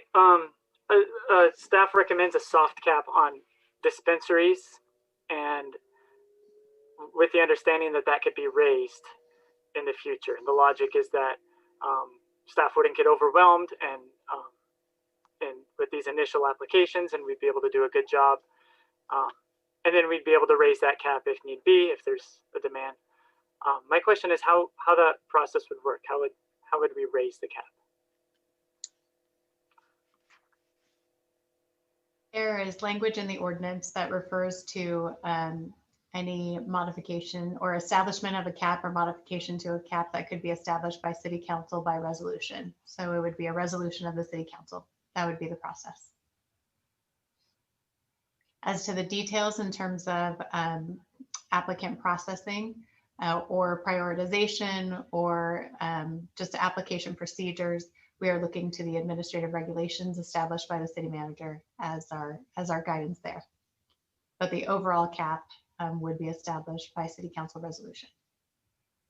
Last question, and this has to do with footnote 11 to the proposed new land use matrix, whereby we have kind of a reverse buffer situation where new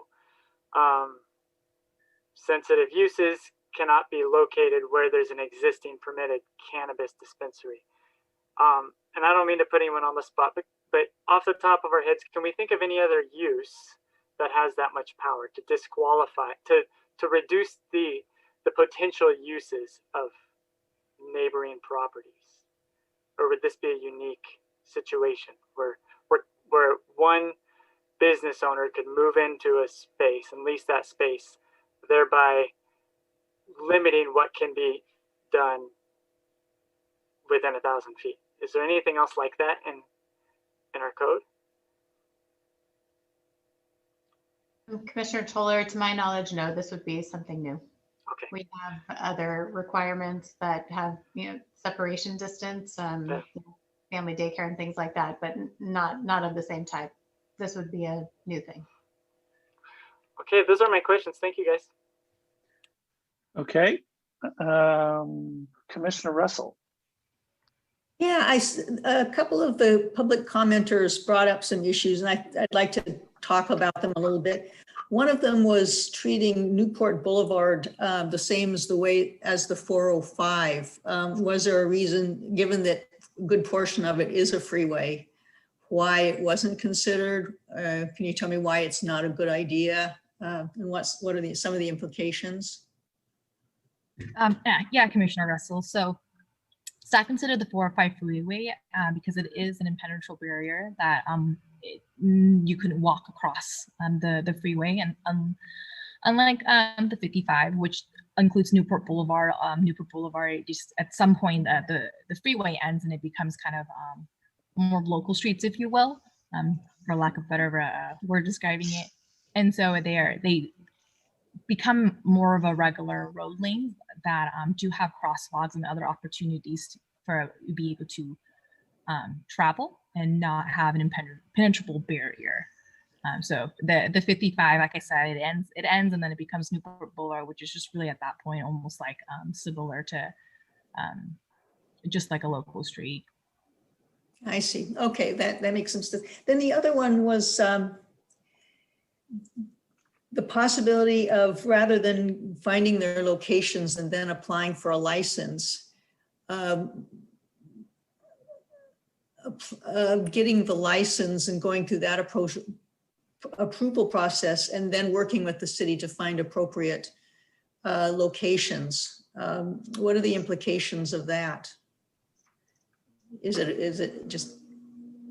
Yeah, for that, Commissioner Russell, I'd like Mr. Preziosi to speak to the idea of, I think what you're describing is more of a merit-based system where essentially you're evaluating the operator and then determining locations after the fact. So Mr. Preziosi, can you speak to that a bit? Pros and cons of merit-based systems.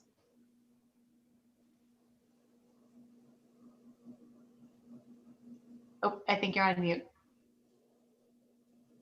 Thank you, Ms. Lee, for pointing that out. I can't really speak to the pro. Well, every system has pros and cons. However, as an attorney, I'm more aware of the cons of merit-based systems because, as I mentioned earlier, they're often inherently subjective, and they certainly just seem to lead to litigation, given the economic incentive for people to secure cannabis business permits in any jurisdiction. Okay, I guess I'm a little unclear on what. I may have another part to this question. Let me think through it a little bit to see if I've got the answer to the question. Thank you. Okay. Okay. While she's doing that, quick question for staff. So if we were to eliminate any reference to use centers, whether definitions or distances, and just defer to the state, would in evaluating an application, would it be part of the process would staff would look to see if there is a youth center under state definition within 600 feet of the proposed location? That would be part of the staff's due diligence? Yes, that would be correct as part of the application process. Okay. And let's say we adopted an ordinance that just mimicked the language relative to youth center definitions or separations. It just mimicked the state's language. Would that then require us to have to modify that ordinance each time the state changed its law relative to what a youth center is or any distance requirements? It could potentially make the city out of compliance should we adopt the state's laws if and when they change. So, Mr. Preziosi, it's good practice for a city to update its ordinances so that it remains in conformance with state law, correct? That is correct, Chair. Okay. Or we could adopt some modified version. Okay.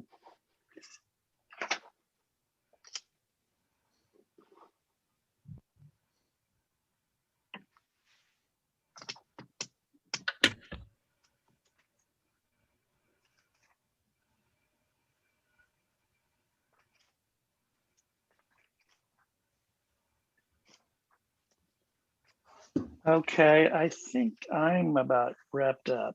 Anybody want to, Commissioner Russell, did you want to kind of try to articulate your question that you had, or? I don't want to cut you at the quick. You may have. Well, I guess I'm not 100% clear on why the getting the license first makes it merit-based as opposed to just first come, first serve for coming and applying for licenses. Commissioner Russell, if I can clarify, and if I'm understanding your question as well, you had asked why not kind of to want a public comment that the operator first before acquiring a property. If we were to vet a property first before acquiring a property, it is a merit-based space, because at that point you are simply operate a viable storefront in the city. So if we on the opposite end, so if you require property first or concurrently with the application process, it becomes a land use decision, as well as screening an operator too, if that clarifies your question. Yes, thank you. Thank you very much. Okay. Commissioner Stevens, do you have questions or? Let's make a motion. I can make a motion. Okay. Well, hold on a second. I'm not quite ready to go there yet. So I'm going to close the public hearing. I'm going to close the public hearing. I'm just going to state some issues I have, and then we'll see what happens.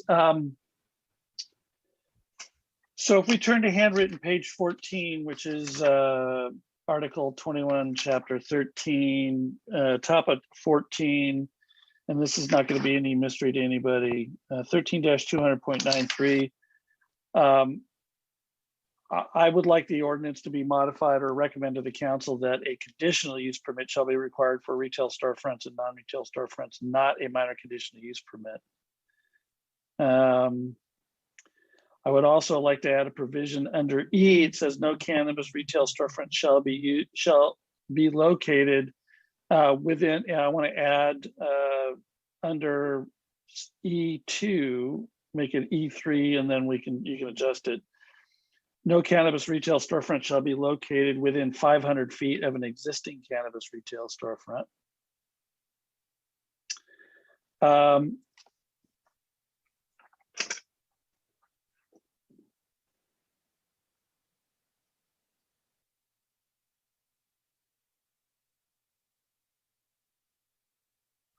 I think to go through the staff report so the staff kind of knows where I'm heading. And these are just my preferences, and I want the commission to kind of take the lead on a motion, but I just want to state my positions and we'll see where the motion comes out. I think in terms of on staff report page 4, relative to state definitions on sensitive uses,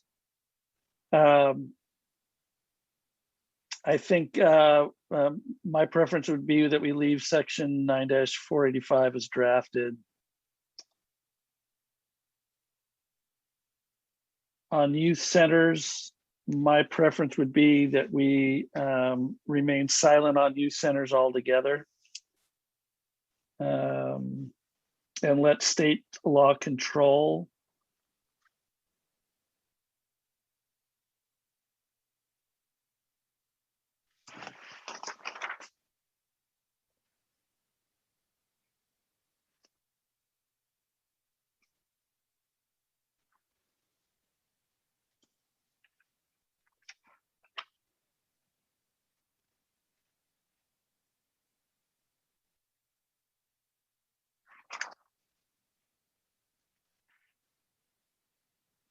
I don't. I guess I'm going to defer to staff a little bit. I'm not in favor of caps per se. I think if we have the 500-foot distance, the buffer, that will, I think the market will kind of the number will kind of regulate itself. I understand, and I could be persuaded otherwise. I understand the reason for the soft cap is kind of manage demand a little bit as we ease into this, and I get that reasoning, but I would just assume let the distance requirements and the 500-foot buffer that I inserted back in chapter 13 to kind of let that see how that regulates out. I want to make sure I get everything that you asked of us to clarify. Again, leave section 9-485 as drafted for sensitive uses. Eliminate all references or regulatory language relative to youth centers and let the state control.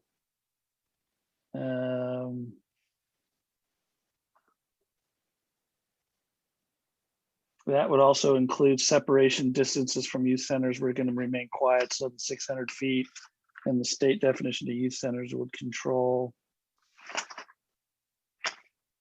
Over concentration of storefronts, put in the 500 foot distance between retail cannabis storefronts.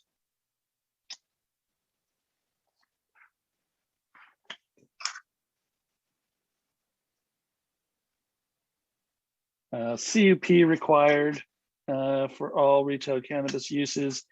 MCP for non-storefront uses for CUP holders in the green zone. I'm assuming it's only the green zone where that's really applicable.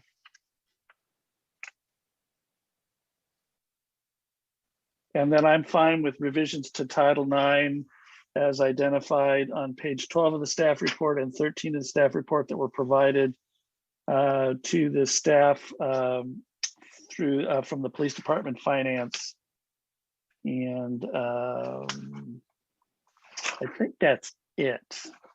Those are my comments. That's what I would like to see in the ordinance recommended to council, but I want to hear from other commissioners and let them take a shot at what they want to try to convey. So Commissioner Stevens, go, and then Commissioner Toller, and then Vice Chair Colbert. Well, okay, so I was just going to make a motion. I don't agree with all the stuff that you included there, respectfully, Chairman, but why don't I do this? Is it okay if I'll just take a crack at a motion, and then everybody can kind of pile on and ask me to amend stuff and make substitute motions and stuff like that, okay? Go for it. All right, so I'll start the motion by including the basic stuff, the findings that are set forth on page number 1 and page number 2 of the staff report. Okay, so that's incorporated by reference into my motion. And then I'll go really slowly on all my bullet points. And if at any point the staff doesn't understand what I'm conveying, stop me. So as to the issue of the 405 freeway issue, I would change that to say that the way that we measure the distance is path of travel if there is an impenetrable barrier, and such as, or including without limitation or whatever, any freeway or any boulevard with 6 or more lanes. Okay, do you understand that? Okay, next. Would that include like Harbor Boulevard, for example? Since No, there's I think Harbor Boulevard has 6 lanes. That's why I said 6 or more, or sorry, in excess of 6 lanes. I meant to say in excess of 6 lanes. I see. Okay, so it wouldn't be Harbor Boulevard. So something bigger than that, like where Harbor Boulevard and Newport meet. I understand what she's saying about that. That is I think that's like a freeway. Okay. Except that there are crosswalks, but go ahead. I understand. But there's also by the way, there's crosswalks that go under the 405 freeway. There's crosswalks that go over the 55 freeway. I get it. Go ahead. You don't have to vote for it. I'm just part of it. Just go. Okay. I think that the distance for on the playground sensitive use should be from the playground to the footprint of the business, and not from the edge of the park to the edge of the property line where the business is. Don't know whether I'll get any support for that, but that's part of my motion. Same with schools. I think it should be from the property line of the school to the edge of the premises of the building, the footprint of the building where the cannabis business is operated. I do understand that that's different than what was stated in the code. As to the issue of barring Measure Q dispensaries where there was a previous illicit dispensaries. Here's the alternative that I'd like to propose in my motion. There can be no Measure Q legal dispensary approved if there was an illicit dispensary at that property within the last 180 days, and there will be no approval of a Measure Q dispensary unless the property owner has reimbursed the city for any costs associated with removing the previous illicit dispensary and provides a full general release to the city of any liability. As to the issue that was brought up by Commissioner Toller, I agree with him, and I do not think that when a dispensary is approved, that there should be any limitations on what then is allowed to come into that sensitive use zone. Although I will say that we should, and so that's part of the motion, but then my commentary on that, my dicta, is we should definitely make it clear through some type of publication where all these businesses are, and publish that to realtors so that no one locates in those areas without full and complete knowledge that they're within that zone cannabis dispensary. On the issue that has been brought up, I think initially by Commissioner Toller about the felony issue, I think that there shouldn't be a prohibition, but I do think, and I'm going to get to the issue of CUP versus CUP in a second. I think that the fact that there's been a felony within 7 years should be disclosed to the body that is deciding on whether to approve the application, and it could be a reason that the application is denied. As for employees, I think that the dispensaries should not be able to employ someone who has a past felony unless it is allowed by the director with an appeal to the city manager. No appeal to the planning commissioner, no appeal to the city council. As for how the permits are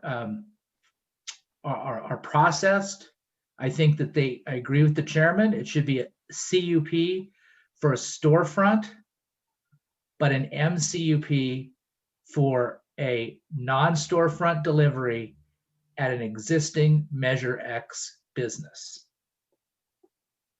As for youth centers, and this is my final point, I think we should, honestly, I think we should, and I know Commissioner Zick's not going to like this, but I think we should punt on that. I don't think we have enough information to make a good recommendation to the city council. And so I don't know how to do it, but if we want to recommend something, that's fine. But I do think it just kind of, it's got brought up, and that issue needs to be washed back through the ad hoc committee. But I don't feel strongly about that. If y'all want to make a recommendation, I would accept a friendly amendment on that. That's my motion. Okay, Commissioner Toller, you wanted to speak, and then Vice Chair Colbert. And we'll see, wait, well, let me see if there's a second to the motion or not. Well, let's do this, because I'm debating whether to second it or not.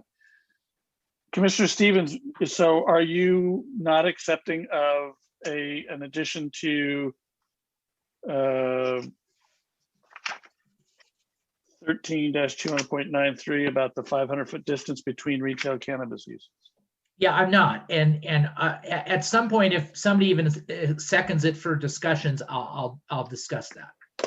Okay, so is And there a same with second? caps. I don't want a cap. So is there a second of Commissioner Stevens' motion? Because I can't second the motion without that 500-foot distance. So anybody? Okay, well, that motion will die for lack of seconds. So I'm going to go to Commissioner Toller and then Vice Chair Colbert, because I know you had comments, and then perhaps I'll take a stab at one. Thank you, Chair. Yeah, I'm in agreement with both of you. I think you both did a great job. I didn't second that because I was leaning towards a soft cap as recommended by staff, with the possibility of raising that as appropriate, but with no cap and no buffer distance. Well, you get a little nervous there. But anyway, requiring a CUP, both of you wanted that, and I don't totally agree. But I'm not going to put a fuss up. I would still support a motion if we make them come to the Planning Commission to do the whole CUP process. To me, this has been decided by the voters. Staff has put a good ordinance together to make this, which should be fairly streamlined, and I don't think making more things come to the Planning Commission that should be routine is helpful anyway. At least I don't see how it is, but I won't put a fuss up about that. Sensitive uses definition as drafted, I support that. Deferring to the state on youth centers and the 600-foot buffers, I think that's wise. Commissioner Stevens' way of measurement from the edge of the playground and not including the field to the edge of the business, regardless of where the property lines are, I agree. I think that makes sense to me. We have big properties in the city. Think of where Home Depot is. You got those whole buffers within the property, right? I mean, it logically makes sense to me. So I would be supportive of that. I want to. This part's weird. I respect Commissioner Stevens the proposal that we consider anything that's any thoroughfare that's 6 lanes or water as effectively impenetrable. And a few people wrote in with this, and I think it's just tragic and embarrassing for the city that we have public space that's effectively impenetrable. I worry about this backfiring in that a year and a half, 2 years ago, maybe, the city tried to widen Newport Boulevard. And I spoke out very strongly against that. Induced demand. I mean, there's a lot of reasons why I spoke out against it. Now, Newport Boulevard's 5 lanes right now. There's going to be incentive to make it 6, because then the retail cannabis community, that's going to open up a whole lot of new property for them. I'm a little concerned about that. I'll be honest. I think that could backfire. I get the intent. I don't know if that's the right way to do it. And lastly, Commissioner Stevens, can I just clarify about the 5-year probation, the disincentive to operate illegal retail centers? Was your proposal to lessen that 5-year prohibition to 180 days? Yeah, it doesn't have it. But by the way, my motion didn't get any second, but I'll answer your question. My idea is, I think it was talked about by a member of the public, is if you had, I don't know where the 5 years comes from. I don't, it's kind of like Commissioner Colbert's question, where does the 7 years come from? Where's the 5 years come from? And as in my comments about what we're trying to achieve here, one of the things is to use the market created by the legal cannabis market to essentially drive out the illegal cannabis market. So I've never really understood that 5-year, prohibition that came to us, in the sense that if an illegal cannabis dispensary is replaced by a legal cannabis dispensary, it seems like, irrespective of how long the illegal cannabis dispensary has been there, it seems like that's what we're trying to achieve, and then if the owner has made good and paid us back everything that we've spent to try to address the illegal issue, I'm just not, I just don't understand why we are using this zoning ordinance to create a punishment for past illegal conduct. But maybe I don't understand some nuance. That was my reasoning. Thank you.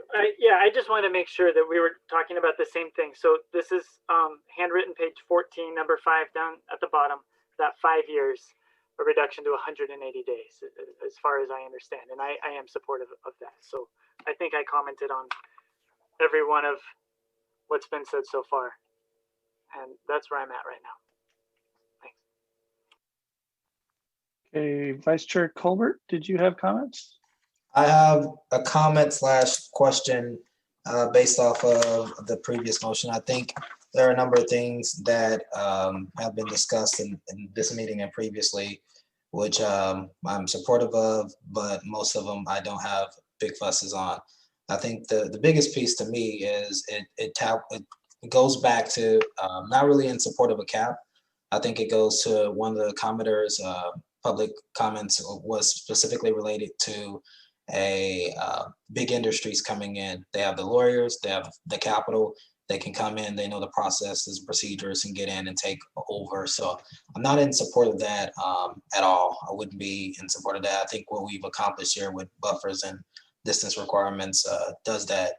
What I think is my standing issue is the employee felony piece. And I think that Commissioner Torjay and I both spoke to this point during our last meeting, which is that there has just been a lot of research and literature out there that responds to the fact that the continued to take Commissioner Stevens' words just now, the past illegal conduct, and continue to carry forth those punishments on individuals.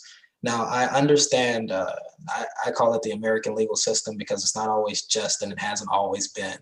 And I think that in the new Jim Crow and other books that have been written, and the state of California specifically has criminalized, imprisoned, and punished numbers of Black and brown people, mainly for having nonviolent drug offenses, specifically possession of marijuana. I think that us as a city and as a state that has already banned the box per se without which means that we aren't asking for criminal history, why would we as a local municipality then perpetuate this kind of stigma that individuals, and I'm specifically talking about nonviolent drug offenses or felonies for that. I hear you on felonies for gun possession, maybe other things, but specifically in the case that people who have been criminalized for drug offenses, I have a problem with us recommending this to council and then putting into policy what we already know in practice has been a problem. It has contributed to people who have paid their debt to society, who now carry a felony, and the reason why I have the biggest issue, it says, which has been dismissed, withdrawn, expunged, or set aside. I'll speak plainly.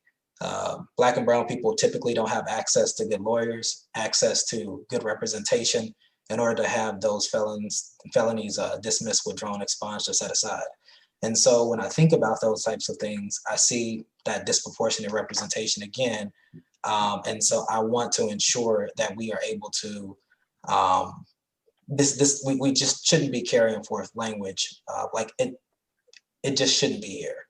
I would support maybe 1 year, but 7 years is just, we've learned too much from the history of this country than to penalize specifically someone for this entry.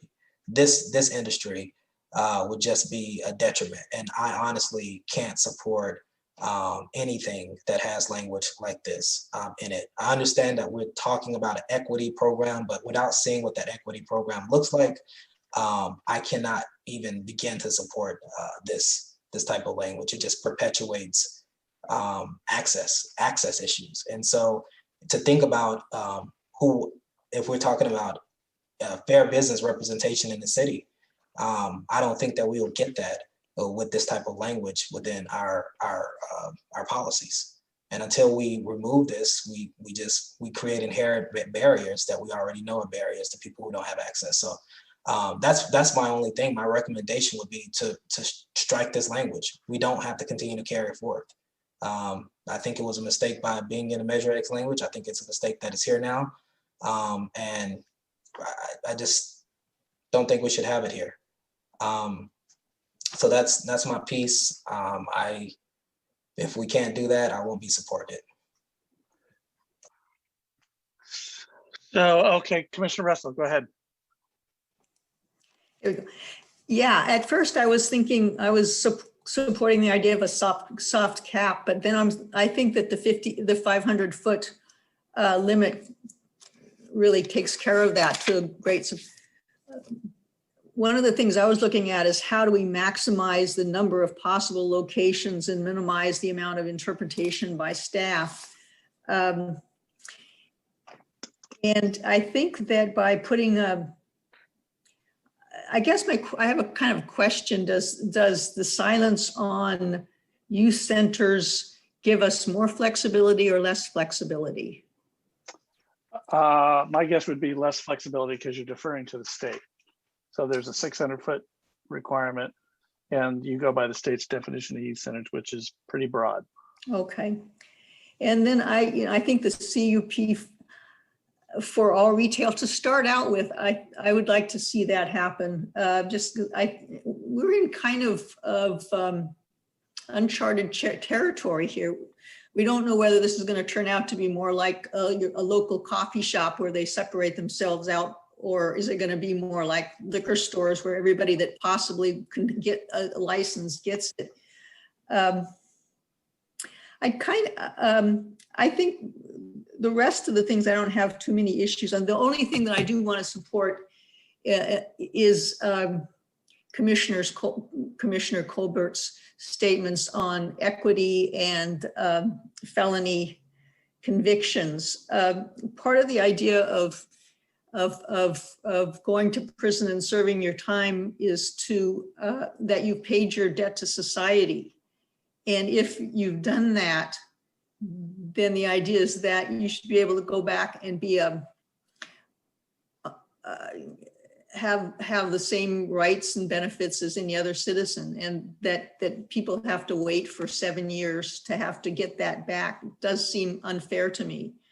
I also support the idea, and I don't know whether we can make a move on that, or whether that's something that's entrenched in the language. I would kind of defer to Commissioner Colbert if a year seems fair on nonviolent drug-related felonies, then I would support that. I agree that some of the violent things I don't think we should accept, but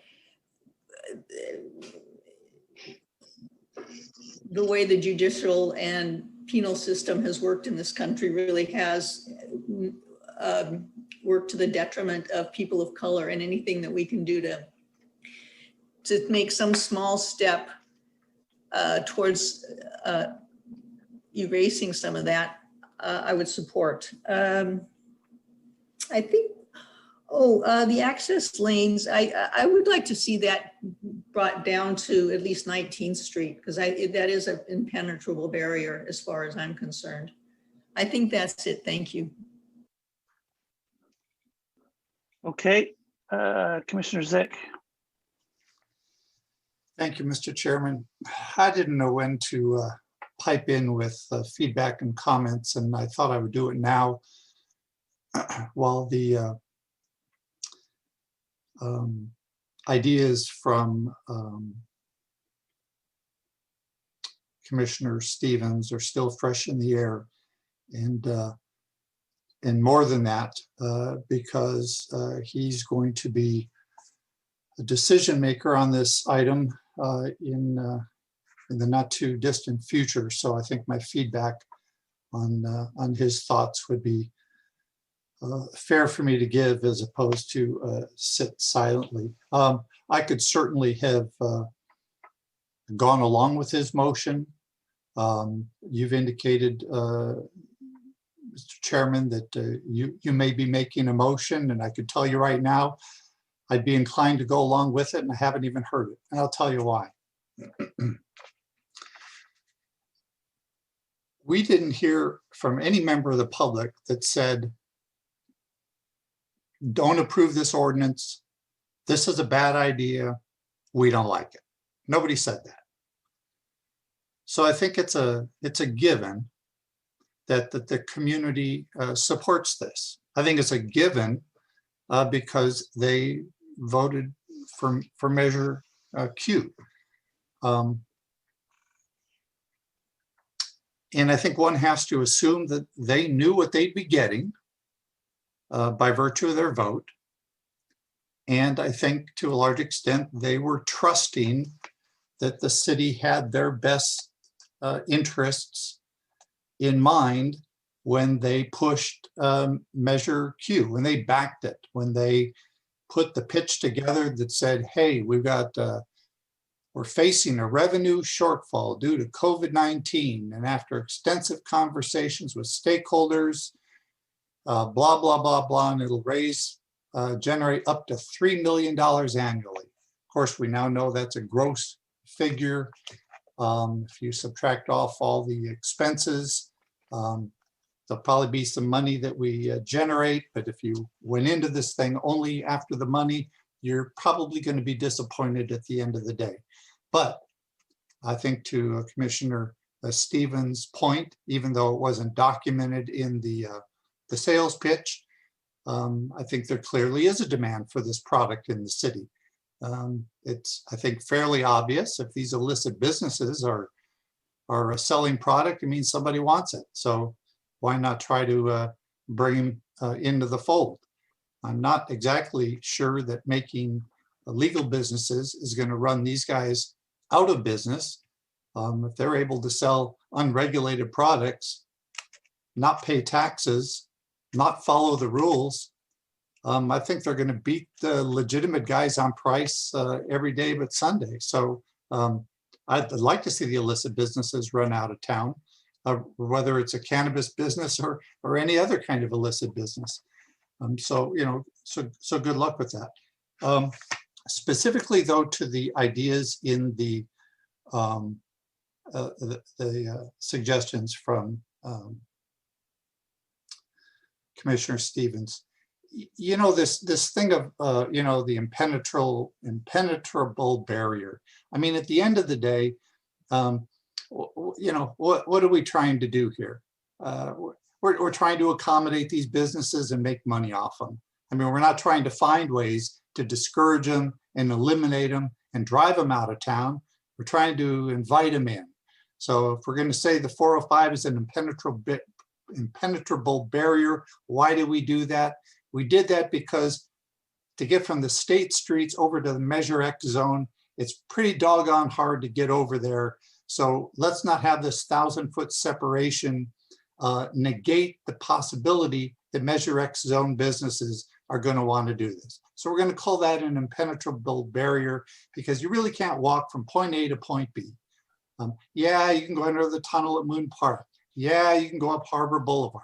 But that is a long distance of what is, I think, by most people's assessment, an impenetrable barrier. I wouldn't call Newport, south of 19, an impenetrable barrier.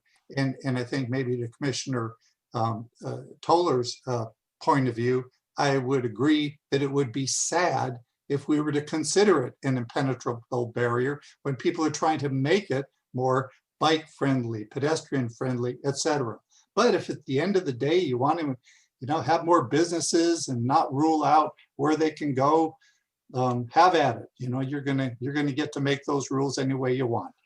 So I can accept that. The idea of this measurement on playgrounds, I have a little bit of a problem with this. Again, it's you want to get businesses anywhere you can, then you fudge the rules to allow that to happen.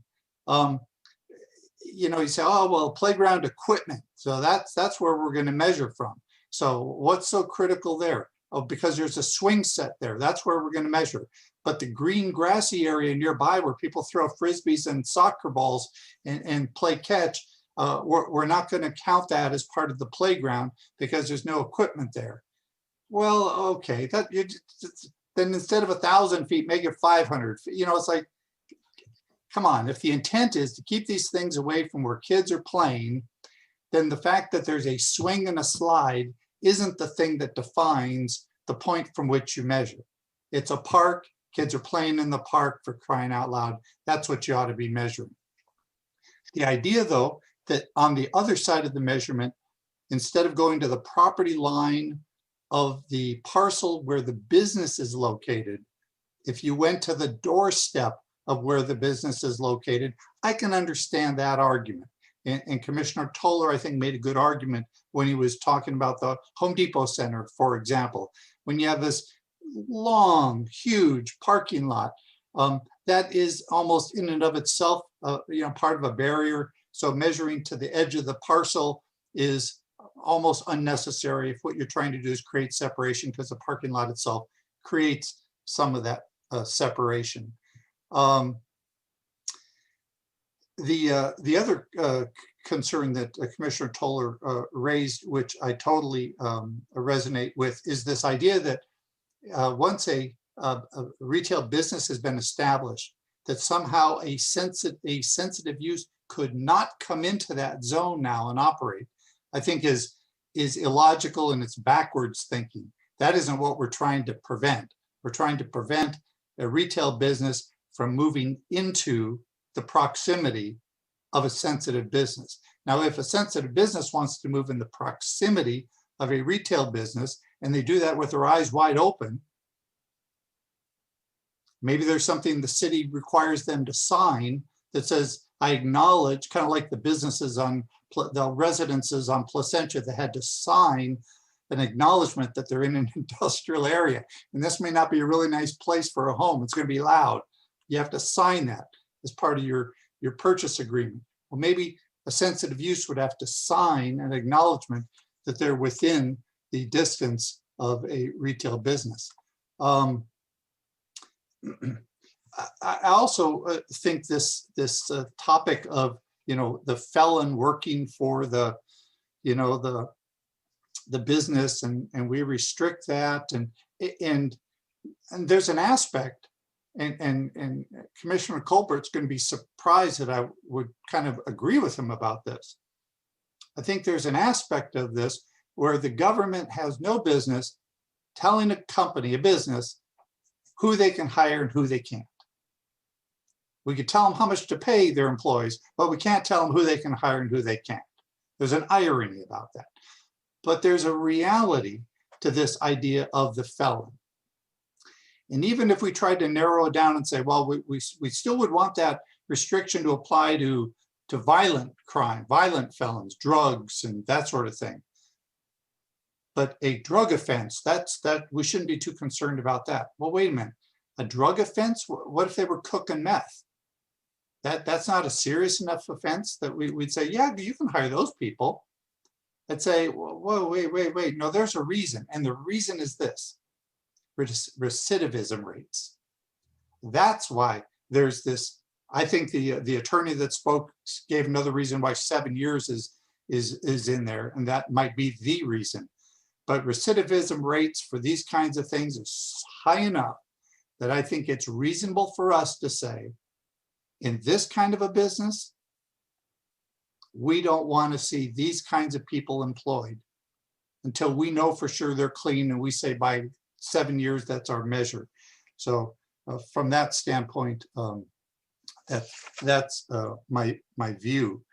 We talked a little about social equity. I don't know if a social equity program is going to be part of this. If it was part of the motion, like I said, I'd have gone along with it, because at the end of the day, you're going to stick it in there if you want. I have nothing to, I can't stop you. But there's something that rubs me wrong about the idea that we're going to take some businesses in the city and bend over backwards to try to make them successful. It's not engineering businesses we're doing this with. It's not financial advising businesses we're doing this with. It's not action sports businesses that we're doing this with. It's not manufacturing businesses we're doing this with. Why this business? Makes no sense to me. And I don't think the reason is because we're so hungry for the tax dollars that we'll do anything we can to get you into our city so you can start paying taxes. We'll even help you. We'll help you find employees. We'll help you fill out paperwork. We'll help you find financing. And now that definitely is not our role. So I wouldn't be supportive of that. I think staff has done a tremendous job, and I didn't want to skip over this. They've done a tremendous job of balancing the intent of the voters, the intent of the ad hoc committee, all the comments that commissioners have given. And they've come up with, I think, a pretty darn good ordinance that is reflective of all things balanced out for the benefit of the community. And this is for the community. This is who we're trying to protect, is the community. We're not trying to protect the businesses that aren't even here yet at the expense of the residents. We're trying to protect the residents first. And if we can get businesses in here that are productive, pay taxes, this is good stuff. That's what a robust business community is, regardless of what kind of business it is. I think it's time to put this thing in front of council. They're the ones that back the Measure Q. They're the ones that are going to set the final rules, and they can take on the ownership of implementation of this. I think it's ready to move up to them. Thank you, Mr. Chairman. Thank you. So I'm going to move that the Planning Commission adopt a resolution recommending that the City Council find that the adoption of Zoning Code Amendment CO-2021-01 is exempt from California Environmental Quality Act per CEQA Guidelines Section 15061B3 General Rule, Section 15301 Class 1 Existing Facilities, Section 15303 Class 3 New construction or conversion of small structures, Section 15308. I'm assuming you can all hear me, by the way. I had to. Section 15308, Class 8 actions by regulatory agencies, and Section 15332, Class 32 infill development projects, and give first reading to Ordinance 2021-X1 to adopt zoning code amendment CO-2021-01 to amend the following chapters of the Costa Mesa Municipal Code. Chapter 9, Special Land Use Regulations, Article 21, Location of Marijuana Distributing, Manufacturing, Research and Development, Testing Laboratories of Title 13, Planning, Zoning and Development, and Chapter 9, Citywide Land Use Matrix, Table 13-30, Land Use Matrix of Title 13, with the following recommended changes to the ordinances presented. That the provisions relative to the definitions of sensitive uses, that the definitions as drafted in Section 9-485 remain as reported on staff report page 4, that all regulations related and definitions related to youth centers be stricken from the draft ordinance, and that the intent of the Planning Commission is to recommend to City Council that state law prevail and regulate the provisions on youth centers with respect to definition and distances. That let's make sure I'm right here.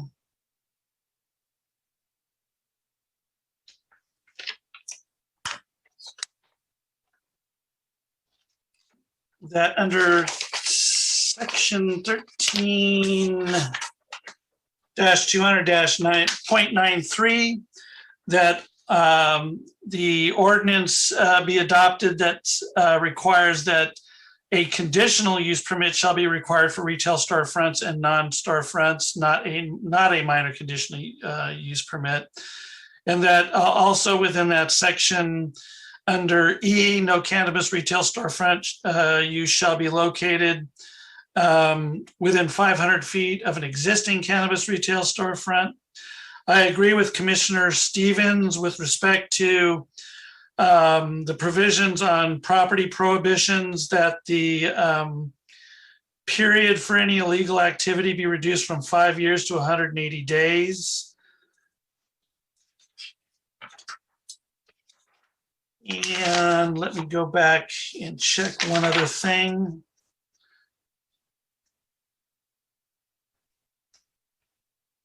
Not interested in any caps or soft caps at this point. And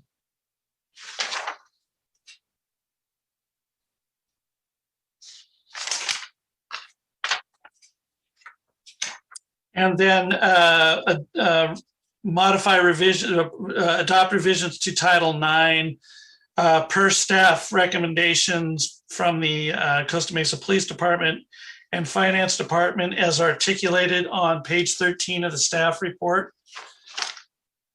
And then I would just add, if there's a second, Commissioner Zick was persuasive to me on the social equity and the felony issues. I don't disagree. I agree with Commissioner Colbert, Vice Chair Colbert, that nonviolent felons should not be penalized. I just don't know how to articulate that policy at this point. I think that I'm willing to reflect in the record of this motion Commissioner Vice Chair Colbert's comments, and would encourage him to communicate with members of the City Council on what he thinks that part should look like. Because I wasn't, other than he just said, let's just remove it altogether, which I'm not willing to do, because I think there's a middle ground. It would be good if he could develop some language that kind of shrunk that down a little bit, if that's what he wants, and just communicate it to the council as a commissioner, which he has every right to do. So that would be my motion. And staff, if I have missed anything, let me know. So I've got a motion on the floor. Is there a second? I'll second with 2 comments. Okay, Vice Chair, Commissioner Zick, go ahead. I'm sorry. First comment, did you include the 500-foot separation between storefronts? Was it your intent to include that? Yes. Okay. And I did. Oh, okay, I may have missed it. And my second comment is, if members of the public have tuned in at just this point and heard my second and think I'm enthusiastic about this, rewind the tape 15, 20 minutes and listen to my comments there. That's all. I'll support this motion. Thank you. All right. Any other commissioners wish to comment on the motion? Chair Terrifil, I had one clarifying question. Yes, Ms. Lee. You mentioned conditional use permit for storefronts and non-storefronts. Did you intend to have an MCUP requirement for delivery for any existing Measure X businesses? Yes, ma'am. Yes, that's also should be part of the motion. Excuse me, did you say a CUP or an MCUP for that? An MCUP for non-storefront retail, which is delivery, and that is pretty much limited to the Measure X zone. Those would be MCUPs.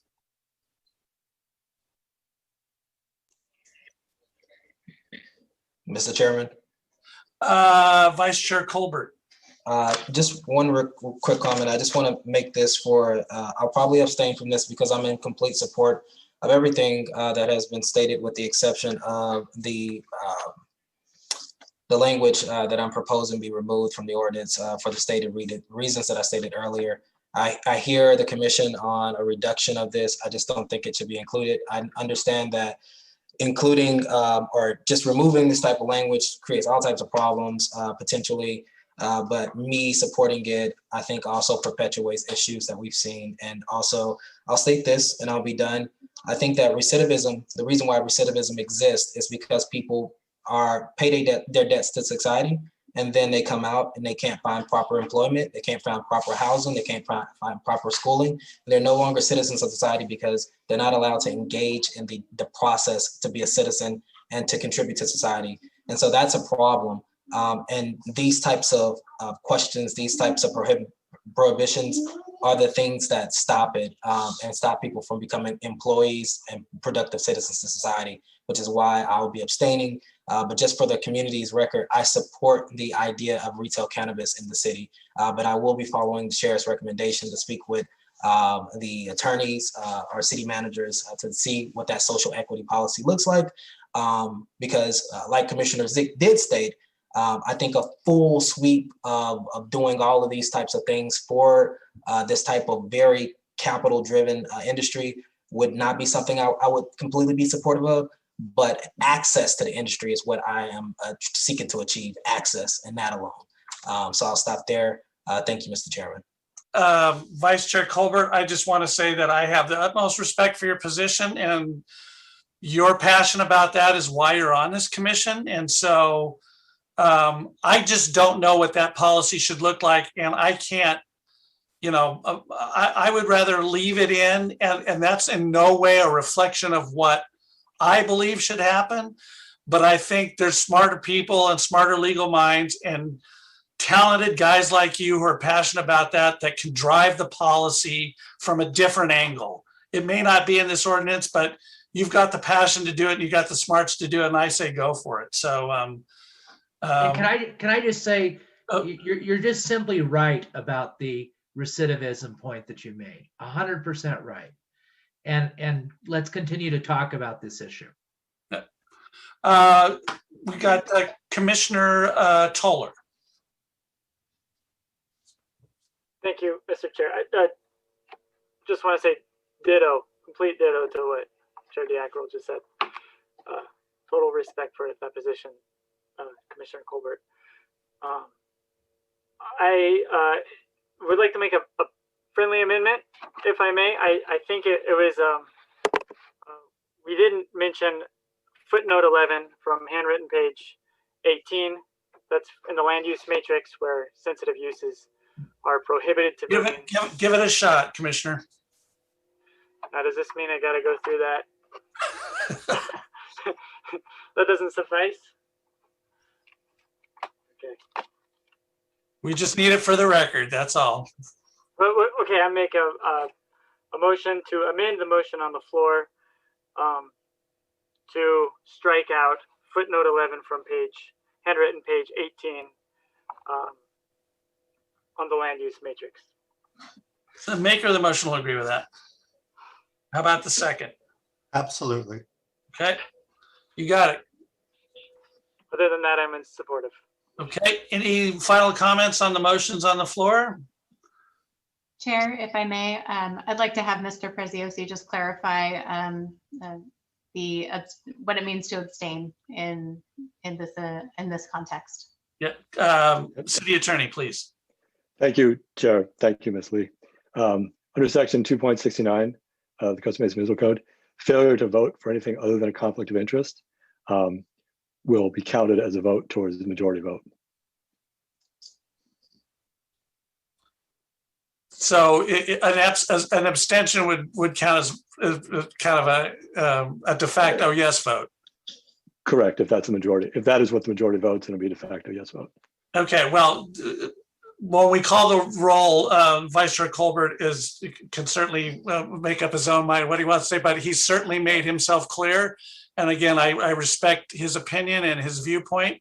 And if he's satisfied that his message has been communicated and he votes to abstain, that's great. If he votes no, I also understand. So with that, Ms. Colgan, would you please call the roll?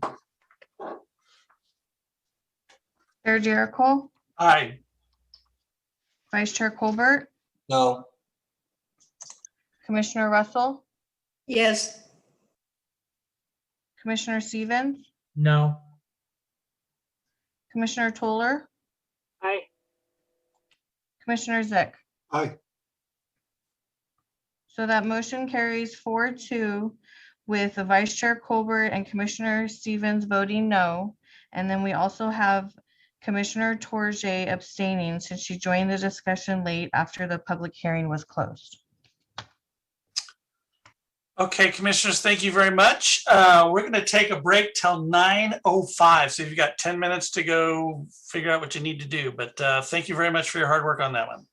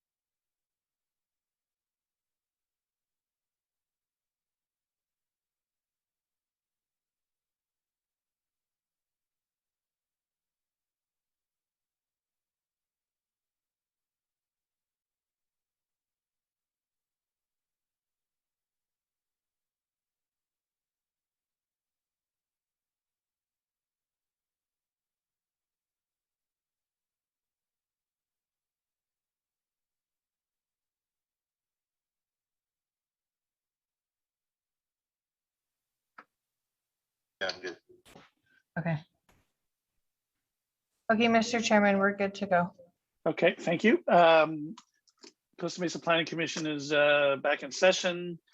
We're moving on to public hearing item number 2. Julie, if you could read that into the record, please. Public hearing item number 2, planning application 20-17 for conditional use permit and minor modification to allow for the construction of a Fast 5 Express car wash located at 2950 Harbor Boulevard. Please note that no public comments have been received on this item. This is a call to report any ex parte communications. Commissioners, any communications to report? Please raise your hand if there are. I see none. And I have none, so we'll move on and turn the floor over to Mr. Yeager. It's your report, sir. All right, good evening, commissioners and chair. My name is Chris Yeager, assistant planner with the city of Costa Mesa. Let me just share my screen here. All right, so the application before you tonight is a request for a conditional use permit and a minor modification for a new full service car wash at 2950 Harbor Boulevard. The project site is located on the east side of Harbor Boulevard at the site of the previously existing Metro car wash. It's just south of Dale Way and just north of the new Randy's Donuts. The property, it is zone C2, general business, and has a general plan land use designation of general commercial. The property to the north across Dale Way and west across Harbor Boulevard are zone C1, while the properties to the south are zone C2, and the property to the west is MG, general industrial. Planning application 20-17 is a request for a conditional use permit to allow for the construction of a new 4,962 square foot car wash facility. The application includes a minor modification to reduce the landscape setback on Harbor Boulevard from 20 feet to 16 feet. And the project proposes a new all steel structure with a 135-foot long car wash tunnel. In addition, the project proposes 26 vacuum and parking spaces, and they will have tan canvas awnings covering each stall, and 4 additional employee parking stalls. The project proposes all new site lighting, a new trash enclosure, and landscape design for the site. The application is before you tonight because the zoning code requires conditional use permits for car washes in commercial and industrial zones. And although this does replace another car wash, this car wash differs enough from the previous car wash that a new CUP is required. And although minor modifications are typically reviewed by the Development Services Director, the minor modification is being coupled with the conditional use permit for the Planning Commission's decision tonight. The site plan is designed with a queuing lane that wraps around the building from Dale Way and leads to the car wash tunnel. After exiting the car wash tunnel, vehicles have the option of proceeding to the vacuum stalls located to the left side of the building or to exit the facility. All vacuum stalls that are shown here are 12 feet in width to provide ample space to provide access around the parked vehicles. And this is in comparison to the 9-foot minimum width for standard parking stalls. The facility proposes a total of 20 parking spaces the facility requires a total of 20 parking spaces. However, this exceeds it with 26 vacuum stall parking spaces, including 2 accessible vacuum spaces. And in addition, there are 4 additional parking spaces for employees. The applicants, they are proposing to install a bike rack as well, which the zoning code allows as a credit to 1 parking space. So in total, there would be 31 parking spaces, which exceeds the required 20. The proposal does include the retention of the Eastern Drive approach on Dale Way, and this would provide both ingress and egress. And it also proposes to keep the southern approach for egress only on Harbor Boulevard. And this route would merge with the Randy's drive-through exit. According to the applicant, the facility would be operated by 4 employees, and the hours of operation are proposed to be from 7 a.m. to 8 p.m. 7 days a week during the summer months, and 7 a.m. to 7 p.m. during the winter months. The facility features a continuous conveyor belt, and it's anticipated to accommodate 1 vehicle per minute. During peak operating times, the applicant is anticipating that the car wash would serve approximately 60 cars per hour. The queuing lanes are 197 feet in length, and they're designed to hold over 20 cars at a time. The applicant has indicated that the operation of the car wash will generate noise levels of approximately 67 decibels at the south property line and 62 decibels at the north property line. They have provided a noise study and have also indicated that the closest residential properties would be subject to approximately 46 decibels of noise. The city's noise ordinance restricts noise levels to 55 decibels during the daytime hours, so the proposal is in compliance with that. In addition, the proposed vacuum stations are connected to a centralized system that only operates when the vacuum nozzles are in use, and that would also reduce any unnecessary noise. The building is proposed to be constructed in a modern style, and it includes white stucco and rib panels, gray horizontal paneling, white and blue translucent panels, blue tinted glass windows, and orange metal fascia and awnings. The project also includes an S-curved awning, which has become a symbol of other Fast 5 express car washes. In addition, the vacuum areas are proposed to be partially covered with a modern curved fabric canopy. The applicants have not submitted a formal sign plan for the property.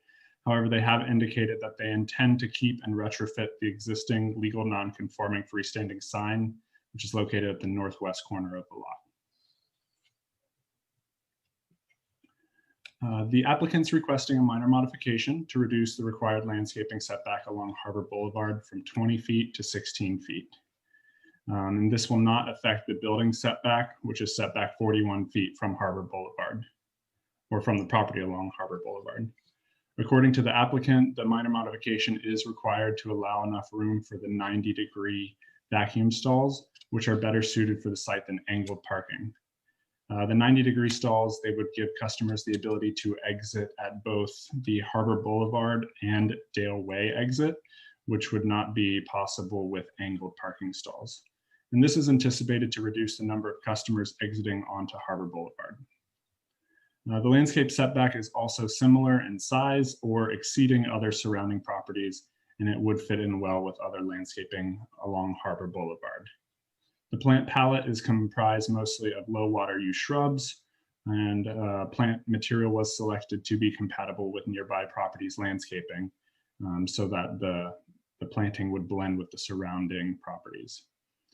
The existing street trees, the sycamores, will be preserved within the planting wells on the sidewalk, and the existing queen palms on site, they are proposed to be retained.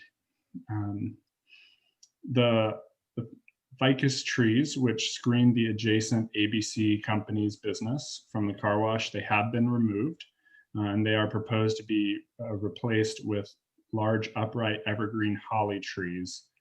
In addition, an evergreen privet hedge will provide a screen of the vehicular queuing area from Harbor Boulevard. The screening hedge will offset the proposed landscape reduction and will screen the vehicle queuing area from the public right-of-way. In total, 12 trees are proposed to be retained, 44 trees are proposed to be removed, and there are 89 new trees being proposed. The project requires 42 trees to be planted, so therefore the number of trees as required by the landscape code is more than compliant. Staff has included a variety of conditions of approval for the project, including condition number 2, which would require the hedge to be maintained at a minimum of 2 feet. And again, this is to help offset the reduced landscape setback and to screen the queuing areas. Condition number 12 requires that permits be pulled for all signage on site, and conditions number 16 and 17 are related to limiting the queuing and to allow the city to address any traffic issues if it should occur. Complete findings for the project are available in the staff report and resolution. Essentially, as condition, the project will be compatible and harmonious with the general neighborhood and should have no impact on residential properties. The project is required to meet all applicable building and fire safety codes, so it will not be detrimental to any public health, and the project is compatible with the zoning code and general plan. In addition, for the minor modification, landscaping would not be detrimental to the health and safety, and it is compatible with existing landscaping and the immediately surrounding area. So with that, staff recommends that the Planning Commission adopt a resolution to find that the project is categorically exempt from the provisions of CEQA per CEQA guidelines section 15303 new construction, and to approve planning application 20-17 subject to conditions of approval. And that concludes my presentation tonight. So I'll make myself available to questions. And I believe that we have representatives from Fast 5, Tom Utman and Ty Nichols. They can make themselves available for questions as well. Okay, thank you, Mr. Yeager. Commissioners, do you have any questions of the staff? Commissioner Zick. Thank you, Mr. Chairman. Mr. Yeager, just for the record, I wanted to say I don't have any questions because your presentation was complete, your report was complete, and I understood everything in it. And I want to thank you for doing a good job. Thank you, Mr. Chairman. Thank you. Thank you. Commissioner Toller. Okay, thank you, Mr. Chair. Thank you, Mr. Yeager. I have a few questions. Some of them might be half rhetoric. I guess I want to understand why a CUP is required for a car wash. Do we have a simple answer for that? Ms. Lee? I would say the zoning code specifically lists car wash as subject to a conditional use permit. Some of the reasons are likely potential queuing, potential traffic, and potential noise resulting from that type of operation, as well as some water quality considerations, although these days those are largely addressed through state regulations. I noticed that Harbor Boulevard is considered the side of the property. Is that just how our code operates? The narrow side is always the front? Generally, in most cases, the narrow side is the front. I have a question about sidewalks. There's a lot of curb cuts along Harbor and Dale. Does this proposal include reconstruction of those curbs and closing off some of those curb cuts? Yes, so the current development there, it does have 4 curb cuts. There's 2 on Dale and 2 on Harbor Boulevard. So the 2 curb cuts, which are closest to the intersection, one on Dale and one on Harbor, are to be removed. So those will be patched with a curb to meet city standards as well as new sidewalk. Okay, so the 2 closest to the corner, those are going to be closed and repaired. And is the applicant paying for that, or is the city paying for that? Perhaps public services could answer that question. Okay. Yes, Commissioner Toller. Good evening. So in terms of the payment of the curb cuts that you mentioned, they'll be reviewed under the permit process that we will review here in public services. Okay. The 2 that are going to remain, I measured them.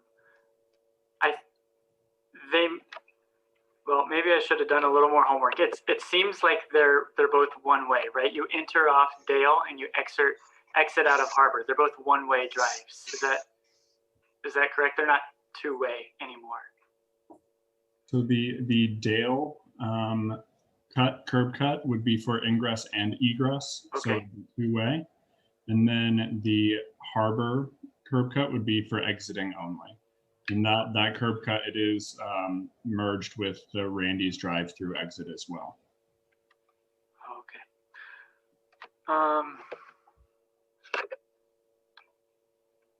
Okay, that's all for staff right now. Thank you, guys. Thank you. Okay. My quick question, Mr. Yeager, is it's probably a little too early to tell what a normal traffic volume is at Randy's Donuts right now. It's astronomical. So I guess I'm a little bit concerned about one, did we kind of, was any kind of internal capture done or trip analysis done about how many cars are gonna, you can do 60 cars an hour, but 60 cars an hour doesn't include the 60 cars that park and vacuum their cars. And then, so I have a little bit of curiosity as to how that egress onto Harbor that is kind of merges with Randy's egress coming out of the drive, how that's going to work, and whether or not we looked at that from a numbers perspective and made a determination that it'll work fine. I'm not convinced of it, but it may. I just don't know. So as part of the review process, the traffic division did review the application, and they didn't have any issues with the ingress and egress. And that's part of the reason that the applicant did request the 90-degree parking stalls, which led to the minor modification for landscaping, just so they can reduce all of the traffic having to exit onto Harbor. With the 90-degree stalls, they can also exit onto Dale Way, which again, they could turn on to Harbor from there, or they could go the other way around and exit onto, what is that, Baker, and go either direction from there.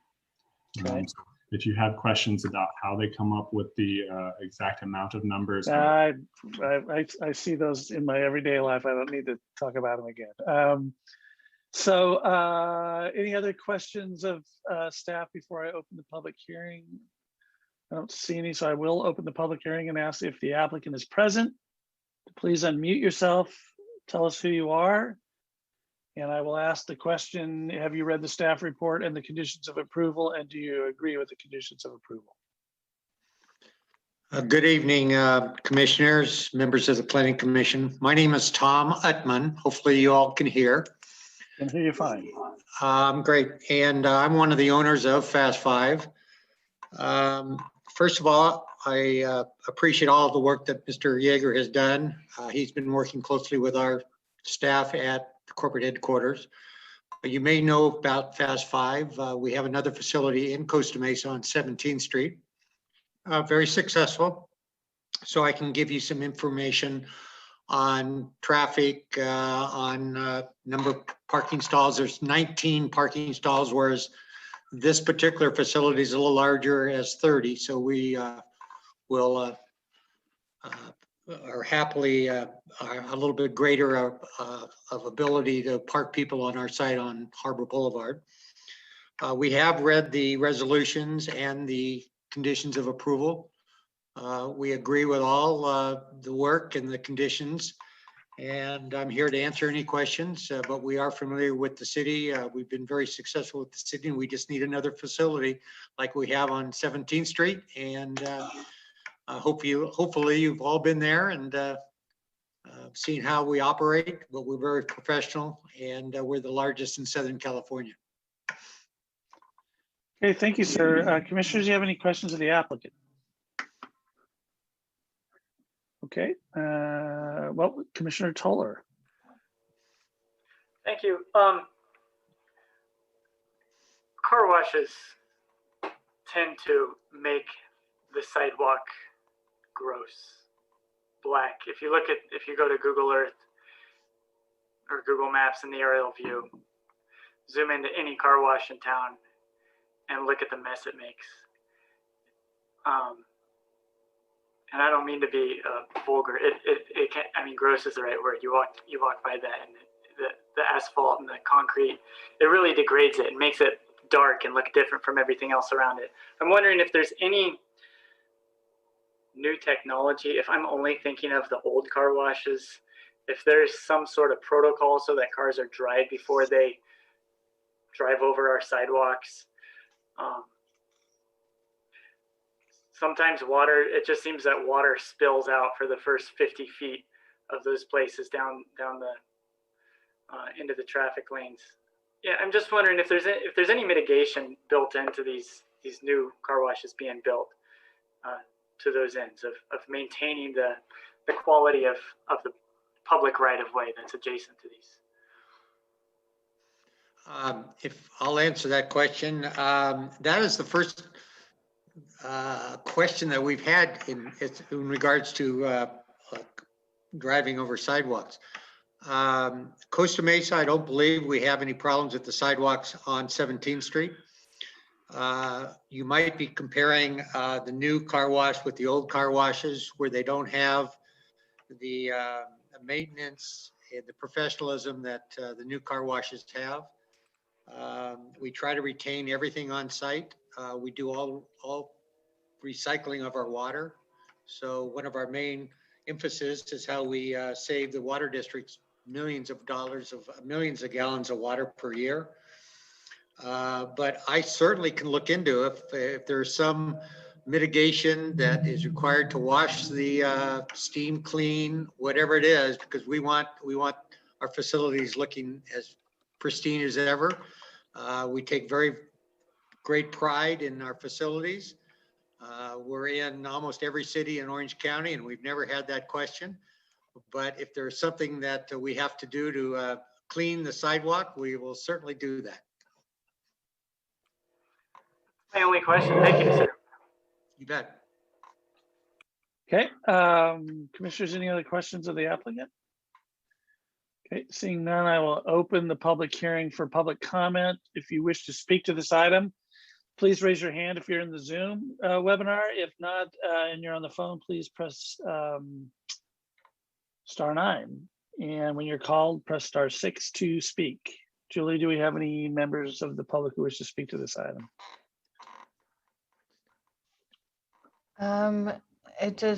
It doesn't look like we have anybody, Mr. Chairman. Okay. I will close public comment then and ask the commission if there's any final questions of staff. I see Commissioner Stevens has his hand up. No, I'm just ready to make a motion. Okay, go ahead, sir. Yeah, let me close the public hearing. Thank you. Okay. Thank you. So I move the staff's recommendation, that is that we find that the project is exempt from the provisions of CEQA under 15.303 new construction, and approved the CUP and the minor modification subject to the conditions of approval. I will second that motion. Any comments on the motion, commissioners? No, go ahead, Commissioner Stevens. Yeah, I just have a couple of questions or statements regarding the motion. Is number one, I'd just like to thank the applicant for investing in our city. I think that it's terrific, and it's wonderful to be able to have a car wash back in the place where Metro Car Wash was. I'm sure I'll be a customer. I always went to Metro Car Wash. There's only one tiny thing, and it's not a knock on the applicant, and I appreciate everything that you're doing. I find it like a sign in the times and a little disappointing that there's only 4 employees. And when I used to get my car washed, there were tons of employees around there, and they wash your car and you tip them and stuff like that. I'm not suggesting that there's anything wrong with the business model. Time marches on, and I look forward to being a customer, and I appreciate the investment and that what you've done on 17th and what you'll do at this new place. Okay, thank you, Commissioner Stevens. Commissioner Toller. Thank you, Mr. Chair. I'm going to counterbalance that positivity a little bit with as much respect. I'm not excited about a car wash on Harbor Boulevard. I just have a few comments. What's our vision for Harbor Boulevard? What's it going to look like in 20, 30 years when these RHNA numbers start getting realized? This is the historic artery through town, right? It used to be called Fairview. What goes through my head is in this city where the median home value is almost $1 million, where you can't be a homeowner unless you make well over 6 figures. We're getting a car wash on Harbor Boulevard. There's a disconnect there. That's insane. So you dig through the zoning code. Well, we limit 2 stories. It's 2 stories, and the FAR is capped at 2.2. So we're combine that with our parking requirements. Well, it's no wonder we're not getting. It's no wonder we're getting a car wash, right? Just from a design perspective, you think about what Harbor. I think if anybody walks down Harbor, I think what we feel is it's underperforming. I guess we could call it somewhat impenetrable, like we were talking about earlier, just because it's so daunting and unpleasant and stressful, and I guess dangerous to walk, right? So just from a design perspective, there's something called comfortable enclosure, right? You guys have heard of the walls of the outdoor room. We walk around South Coast Plaza and Fashion Island, or we go to Vegas and we walk around the Venetian or Caesar's Palace, and it feels good, right?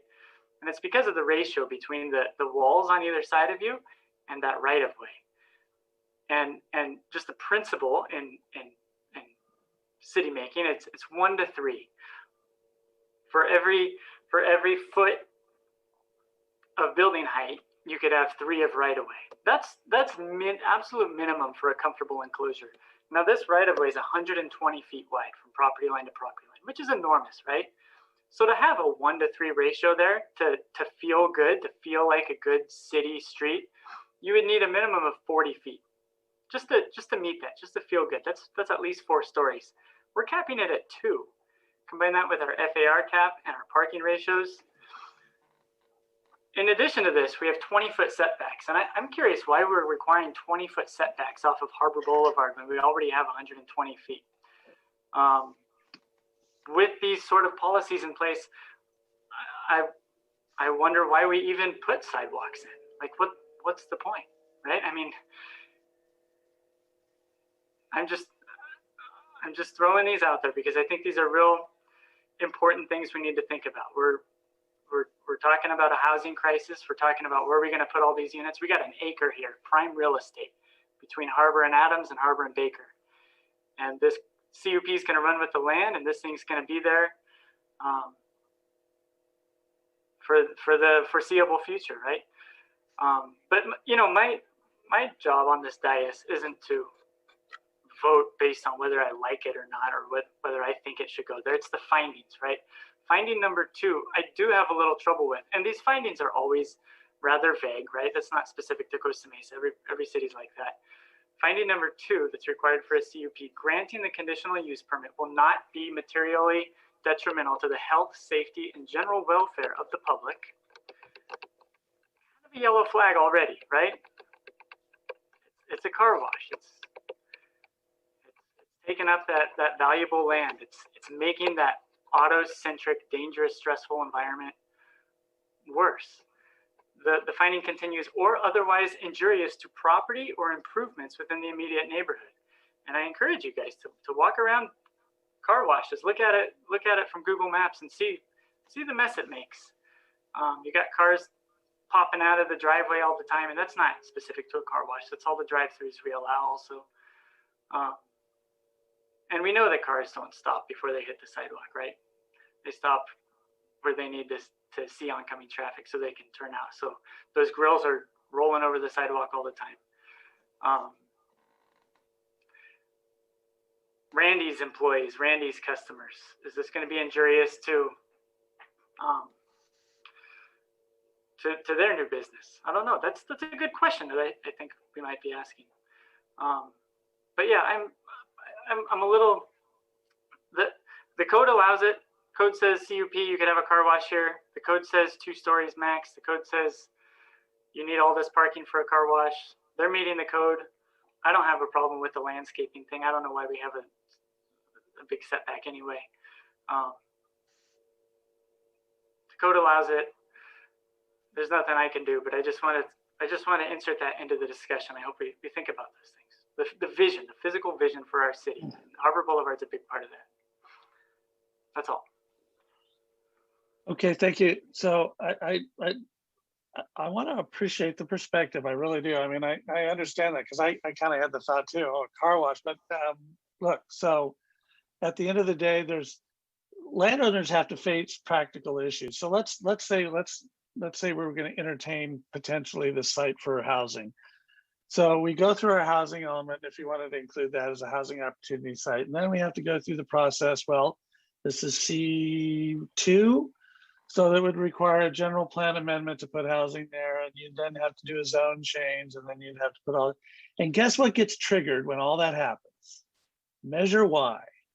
And so all of a sudden now this property, this landowner who just wants to make this site active and generate revenue, because we think about, gee, wouldn't this be great for housing? Well, it would be if, let's say there was already a residential overlay on it. There was no ballot measure waiting to, you know, with a gun to their head saying, well, if you do that, you know, you have to do a general plan amendment. You know, you have to go to a vote. So I get what you're saying, but this is the most logical use for this property given where we're at. And I appreciate exactly what you're saying, and I know it's like, oh God, you could do something really cool here with some retail on the bottom floor and a couple of stories of, but you know what, that's from our perspective, from the city's perspective, from a planning perspective, that's 4 years away. And I doubt that the Segerstroms want to sit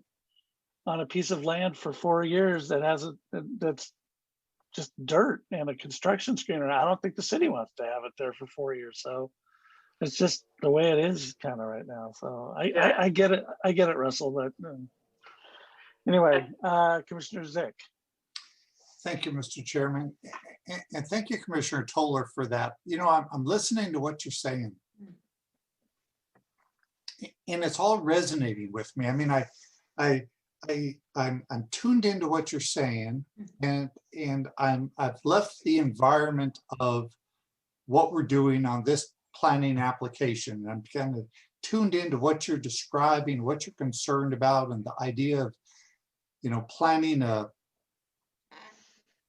maybe I'd even say replanning what the city is. And I feel like I want to know more. I'm trying to grasp the vision of what you describe, and it's difficult for me because you haven't either fully articulated what's in your mind, what you want things to be, or I just haven't seen them exist somewhere else where you could point to it, give me an address and say, hey, go drive by this because this is exactly what I'm talking about. So for that reason, I'm just I'm intrigued by what you're saying. I don't fully grasp it, but there's another aspect of it, and I don't think this is exactly what Chairman was alluding to, but what I can't help but think about is that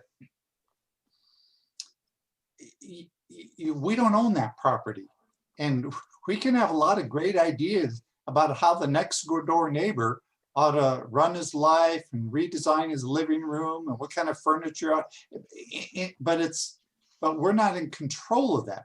We go, well, we could rezone this thing. And even if you set aside the whole Measure Y question, because I asked this question earlier, we just can't go rezone it, and the existing property owners, he has no choice. And I think to my question, staff said, well, you know, we want to have willing property owners, you know, when we go through this process. Well, maybe this is a property owner that says, I don't want to be anything other than my commercially zoned piece of land. So, you know, you may have a great idea. Let's put a 10-story hotel there. Well, sorry, you don't own the land. I'm reminded when the fast food restaurants were going in closer to the 405, and there were a lot of residents that didn't like that. We don't need more fast food restaurants. And I could agree with that. I mean, I don't necessarily go there that often. So how come we don't have fine dining restaurants there? That's what we really need. And I remember there was a council member that said, I don't own the land. You want to buy the land and put a fine dining restaurant there? Have at it. We don't decide what goes there. And so I hear what you're saying, and I don't know how to make, this connect to this. So I appreciate what you're saying. I guess I just wanted to say I support your ideas, your thoughts, your passions. I don't quite know what to do with it, but I didn't want you to just like the tree out there in the wind and nobody responds to it. So thank you, Mr. Chairman. Sure. Commissioner Torje. Thank you, Chair. I wasn't going to say anything, but I actually appreciate what Commissioner Zick and Commissioner Toller and the chair said about, like, we're having this conversation about a car wash, but every decision we make is also a statement or a decision about the larger vision of what a corridor looks like. And so I'm wondering if it's something that we can, like, if it's within the jurisdiction of the Planning Commission, or what this would look like in the future is, as the housing element is updated, if there is a harbor boulevard vision plan or a corridor plan that the city can pursue like grant funding for, or think about what that looks like to actually do a plan that thinks about whether it's a plan that's related to the corridor or the area in the future. I think that's the larger picture, is like, what does that look like for planning within with a vision for how people move through that space and through that important corridor in our city. So I think that's my add-on to that. So I would encourage all of you, I totally agree with that. I would encourage all of you to either monitor the City of Orange, which is putting together a North Tustin Avenue specific plan right now, which will run from Catella all the way up Tustin Avenue to Lincoln. But the best specific plan I've ever seen in terms of how it was assembled and its form-based code and how it reads is in the little East Bay city of El Cerrito, and it's called the San Pablo Avenue specific plan. You should go to the city's website and look at that thing. It is a masterpiece in my mind. And it was something I would love to see once we get through the housing element, is that we have a Harbor Boulevard specific plan, or at least a South Harbor Boulevard specific plan, or a West 19th Street specific plan, and get someone. And I certainly know that if, from the housing element perspective, if we start looking at land north of the 405, and we're getting off track here, there's some interest in a kind of South Coast Drive specific plan from Fairview clear on over to the river channel. So, those are all really important things, but those two specifically, I promise you that San Pablo Avenue specific plan will knock your socks off. It's really something to behold. So with that, unless there's anybody else, we have a motion on the floor. And I will ask Ms. Colgan to call the roll. Chair Jericho. Aye. Vice Chair Colbert. Aye. Commissioner Russell. Aye. Commissioner Stevens. Yes. Commissioner Toller. Aye. That was an aye, correct? Correct. Commissioner Torje. Aye. Commissioner Zick. Aye. That motion carries 7-0. Okay, thank you very much. That decision is final unless appealed to the City Council within 7 days. Good luck, gentlemen. And we have one more public hearing tonight, and that's public hearing item number 3. Julie, if we could read that. Public hearing item number 3, planning application 01-30A, PA-18-01 is a request to amend conditional use permit PA-01-30 to allow the sale of alcohol beverages for off-site consumption pursuant to an ABC license type 20 off-sale beer and wine in conjunction with the operation of an existing fuel and service station, including a mini mart at 195 East 17th Street. Please note that no public comments have been received on this item. This is a call to report any ex parte communications. Commissioners, any communications to report? Nope. I didn't talk Nobody's with raised- the applicant, but I talked with Council Member Harlan. Okay, thank you, Commissioner Stevens, very much for that. Seeing none other, Mr. Glupos, the floor is yours on the staff report. You can give me a sec here. Let me bring up the presentation. Thank you.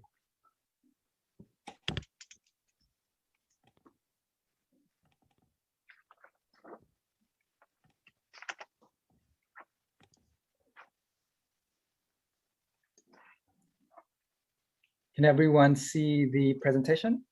Yes, sir. Good evening, Chair and Commissioners. I'm Willia Glubos, an Assistant Planner for the city. We are joined today with Lieutenant Watkins from the Police Department.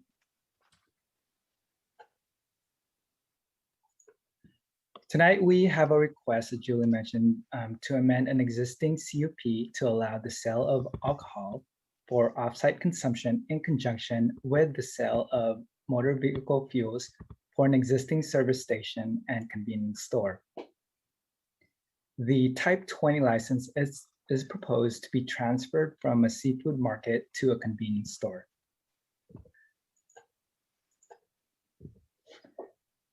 The image to the left shows the project site. It is located on the southeast side of the city along 17th Street near Newport Boulevard. It is bounded by commercially zoned properties as shown on the image to the right.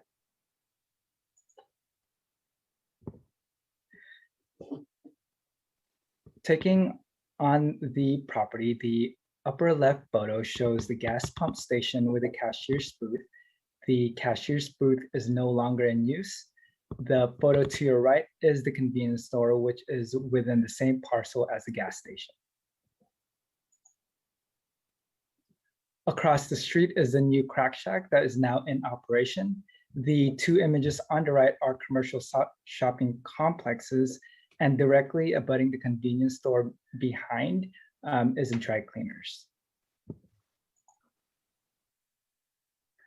As discussed earlier, the gas pump is depicted in blue here on this image.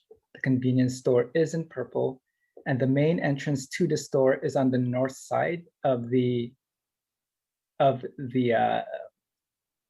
shaded site here, with the employee ingress egress on the south side. So as you enter the convenience store, the walk-in cooler would be on your right and the cashier would be on the left. And purple is the storage room, which is not visible to the public. So the proposal is a transfer of an existing license type 20 from Santa Monica Seafood Market to the existing Extra Mile Mini Market. The intent of the CUP requirement for a convenience store is to reduce the problems associated with the operation of such uses, which may include alcohol sale. As for the concurrent sale of alcohol and gas station, it is to reduce the probability that one may drive shortly after purchasing an alcohol. So I've mentioned type 20 multiple times now. Well, type 20 is one of the 75 types of licenses issued by ABC. That ranges from wine growing, type 2, to breweries, type 1, to restaurants, which is in the type 40s range, to stores, type 20 and type 21.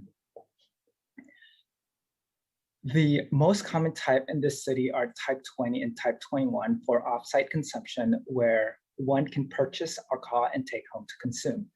Another common type is type 41, which is for on-site consumption, where you can buy and consume alcohol on-site, such as at a restaurant or a bar, for example.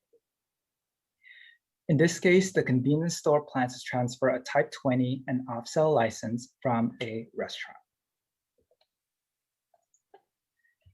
So in 1994, a California law enacted a provision that prohibits the issuance of a new alcohol license in any area that has an overconcentration of alcohol outlet, unless a determination is made that a license would service public convenience or necessity, for short PCN. ABC defines overconcentration as the ratio of off-sale ABC license to population countywide ratio. Of the 25 census tract within the city, approximately 70% have an undue concentration of off-sale licenses. As a result, over the last several years, the city has sometimes taken a citywide perspective towards undue concentration. As shown on the diagram to your right, the tract bordered in red is the subject property, which is located in an overconcentrated tract. Taking a closer look in which the property is located, the applicant has identified a license to purchase. It would be purchased and transferred from Santa Monica Seafood to Extra Mile. Within this census tract, per ABC, one is allowed, but there are 11 that currently exist. However, the transfer would result in no net increase of new licenses. Shown with an orange dot on the diagram to your right is Santa Monica Seafood, which would be transferred to Extra Mile, shown in red dot.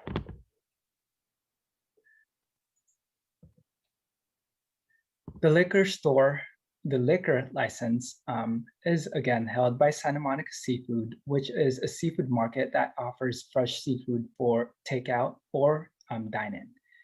It was originally transferred from outside the city, but City Council granted the transfer under the basis that the customer would purchase beer and wine to accompany their retail seafood purchases.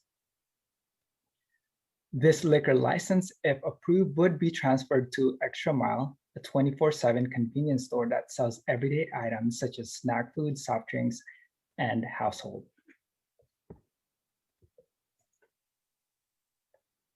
So there are 11 alcohol licenses within this census tract, as mentioned earlier, 10 more than allowed per ABC, with 4 businesses of off-sale license located within the same intersection.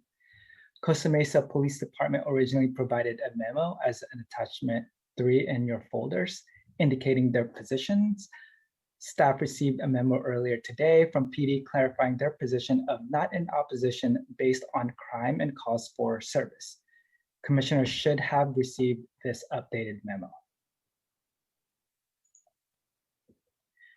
So given the different business types involved in the transfer and to further address overconcentration, the applicant originally proposed to purchase and cancel another license in addition to within another overconcentrated tract. In this census tract, 3 is allowed and 5 currently exist, which means that there is an overconcentration license, but the license has been surrendered for more than 6 years. Per ABC, license is valid for a maximum of 3 years if owner pays the renewal fee. Thereafter, it is canceled. Currently, the license status is under review by ABC.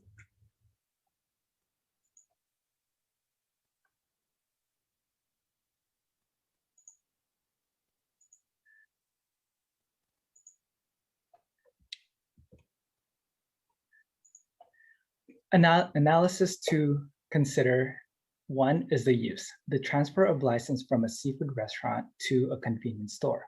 The location, the subject property has an concentration of off-sale licenses.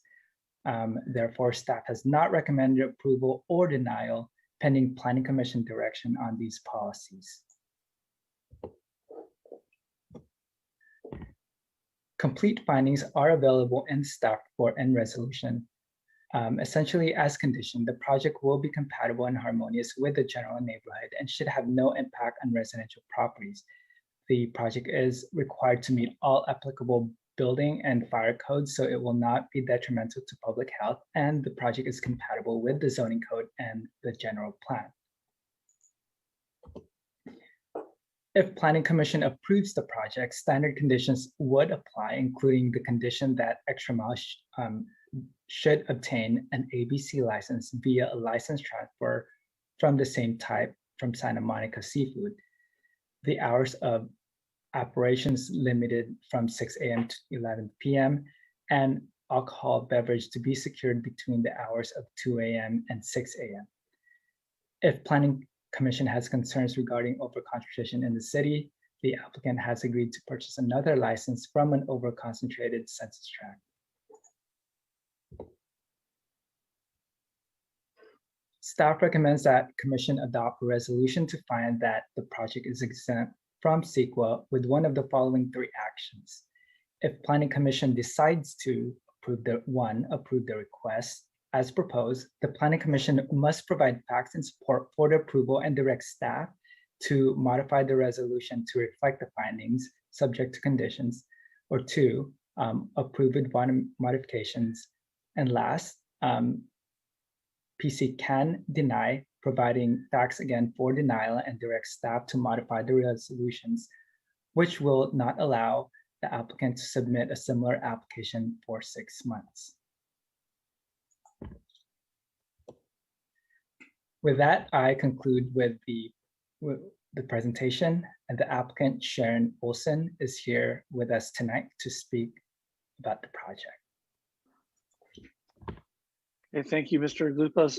Commissioners, are there any questions of staff? So, Mr. Glupos, I just want to just confirm again, and I heard it, but I want to make sure I understand, is that this is a transfer of existing offsite license from Santa Monica Seafood to this location, resulting in no new or net new or addition of any licenses in the census tract. That is correct, yes. Okay, thank you. Commissioner Stevens. I just want to make very clear, so because I didn't realize we received this memo, so I did look at it on my phone, and we received it at 6:16 p.m., which was when we were already rolling into our meeting. And I want to make sure the public knows about this. So on attachment 3, which was a memo by Sergeant Mario Garcia, dated March 16th, 2021, that reads, due to over concentration of licenses within census tract 63301, specifically the geographical location of these licenses, the Costa Mesa Police Department does not support the transfer of license. And then we received this memo just while the meeting was going on. This is now from Lieutenant Brian Watkins, who I think is available. And it reads, after further discussion and research regarding the application, the police department does not stand in opposition. As stated in previous discussion, the department has communicated the fact that there is a concentration of ABC licenses in the census tract, which is undesirable. However, from a crime and calls for services standpoint, found no justification for opposition to this specific request. So that looks to me, unless I'm missing some nuance, like the position of the police department changed 180 degrees. Am I right, or am I missing a nuance? I'll obviously speak to that. So I think our issue was some communication with our own ranks. And once we looked at the numbers, we wanted to determine that the overconcentration issue should be answered by the commission. We didn't think that we, as the police department, should oppose based solely on that. In looking at calls for service trends, we didn't find any significant trends in the area that would expressly relate to off-sale alcohol sales. So that's kind of how we came to this. Obviously, there was a transition in leadership. This came into my lap. I think this was something that the prior lieutenants had looked at. And when this came to me just recently, unfortunately, we discussed this as a management staff, and this is the course that we took. Okay. So now if we were to nutshell it, I think it would be true that from the police department's perspective, approving this tonight, this item would not cause any adverse impact on public safety. No, not from our perspective. Since obviously the concentration is a concern that obviously the commission needs to address, but from a public safety standpoint, the concentration of off-sale licenses in this specific area isn't necessarily anything that we can relate to calls for service or crime in that specific area. Thank you. So, Mr. Glupos, let me ask you a question. So if this was declined, this application was declined, I'm presuming that the alcohol license would stay with Santa Monica Seafood, correct? That is correct. The current status for the ABC license, it's being surrendered. Oh, so it is. So they're gonna stop selling beer and wine. For off sale. They still have a type 41, which would allow them to do on sale,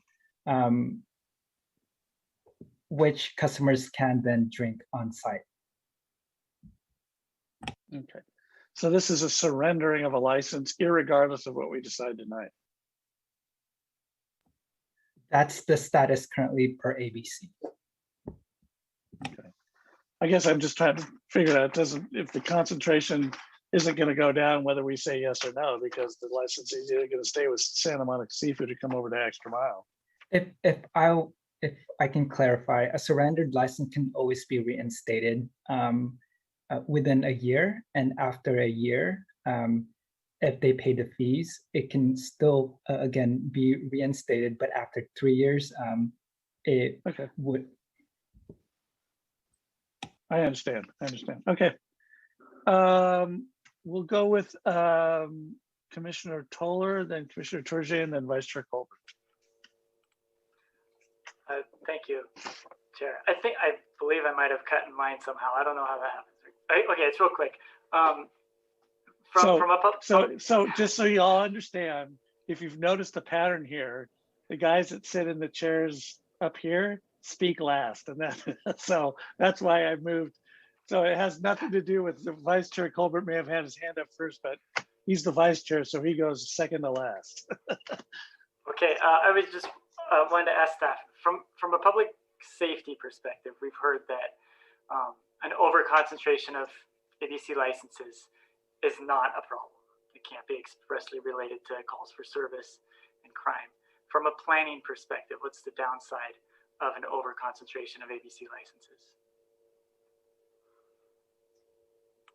So I'd say from a planning perspective, we're here, and this is really over concentration is a construct of the state alcohol beverage control system, and is related to underlying population, and is the boundaries that we're looking at our census tracts. So from a physical perspective, from a geography perspective, sometimes it seems a little bit theoretical, but from our perspective, what it indicates is that certainly in this area that there are more licenses than by the state's calculation than are ideal for that area. So when we review an over-concentrated area, and I think Mr. Glupos mentioned 70% of our census tracts are over-concentrated.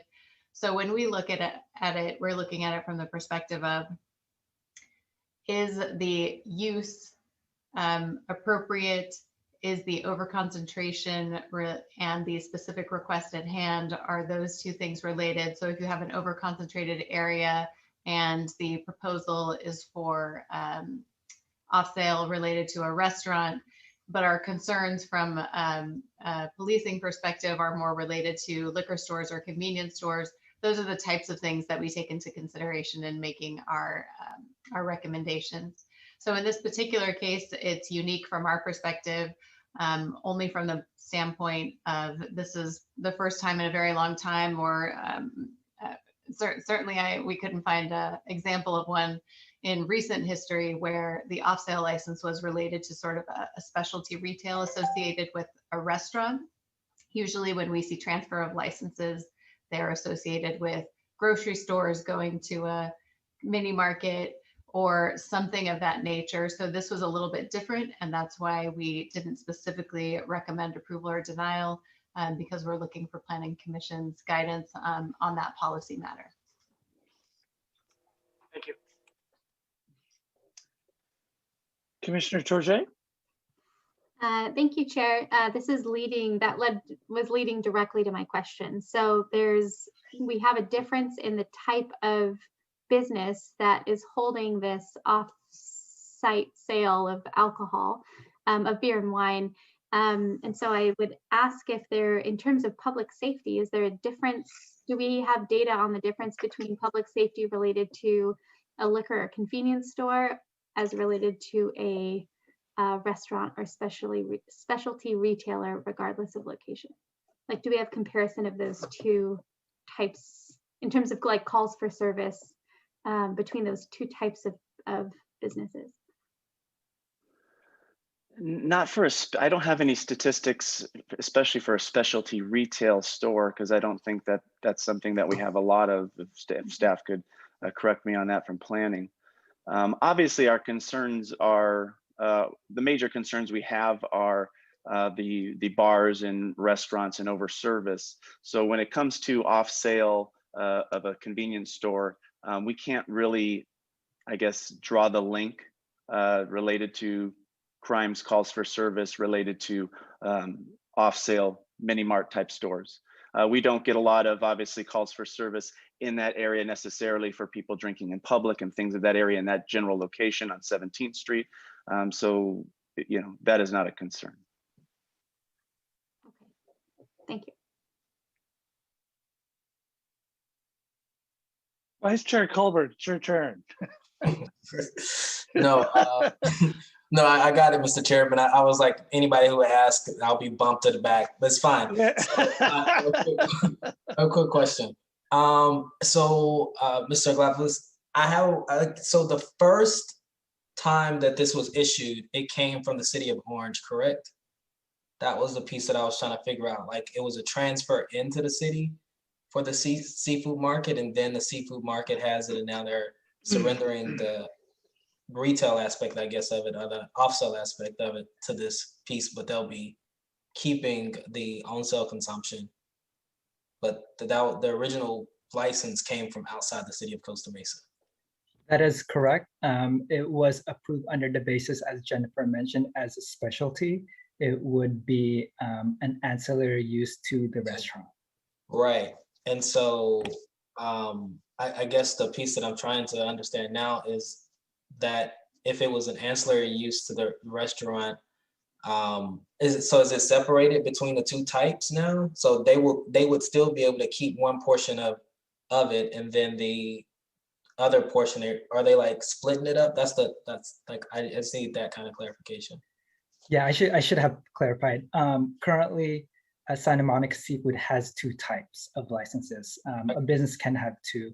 They have an on-sale, sale of alcohol type 41, and they have an off-sale of type 20. If this gets transferred to type 20, they will no longer able to do off-sale, but they would still have their on-sale type 41 license. Got it. I get that piece. So when it originally transferred in from the city of Orange, was it those two pieces, or was it just that one piece? Was it for the restaurant just to do on-sale consumption, or was it on-sale and off? That's the piece I'm just trying to get clarified. Like, and then I think the second part of the question is, are other licenses able to be transferred in and outside of the city as well? So with the first question, it was independent. The type 20 and the type 41 was independent. Type 20, yeah, again, it was independent. And in regards to if it can get transferred from another city, is that the question? Yeah. It can, again, provided that if there is an overconcentration, PCN would be required. This is what happened with Santa Monica. There was, well, not a PCN, but there was an approval, again, under the basis that it's a specialty retail store.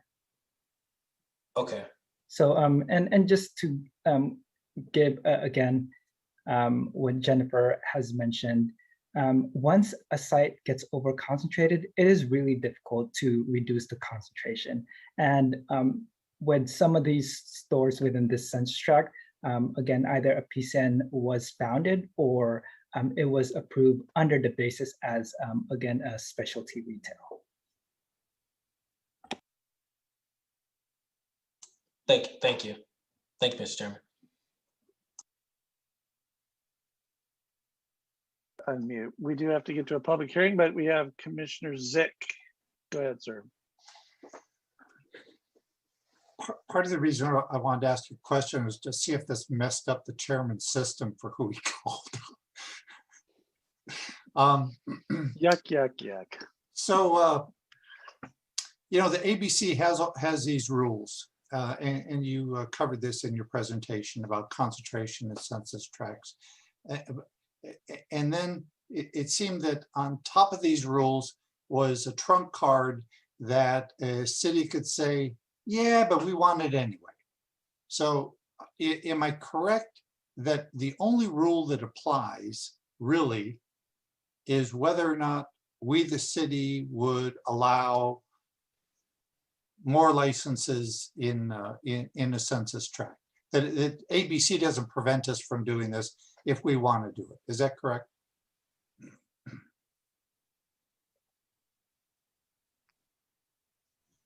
Sorry, I couldn't unmute myself.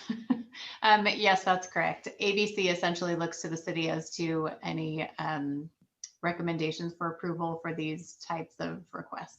Okay, so when you kind of mentioned the, excuse me, the idea that ABC had, you know, maybe I don't think you used the term antiquated system, maybe that's what my ears translated. So what it leads me to thinking is that we, the city, need a policy or not. You know, maybe we don't care how many people sell alcohol, or maybe we do, or maybe the only criteria by which we care is if the police department has a concern relative to public safety. And if that's what our current philosophy is, then it's a pretty straightforward thing, whether we go through the math of counting these things up or not. Police department says we don't have a problem.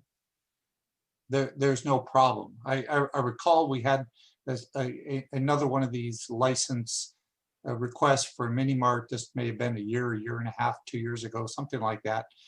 And it was another over concentration. And I went through all the work and looked up where each of these were, and some were fairly far away within the census tract, but then literally across the street into a different census tract were more of these licenses. There were licenses closer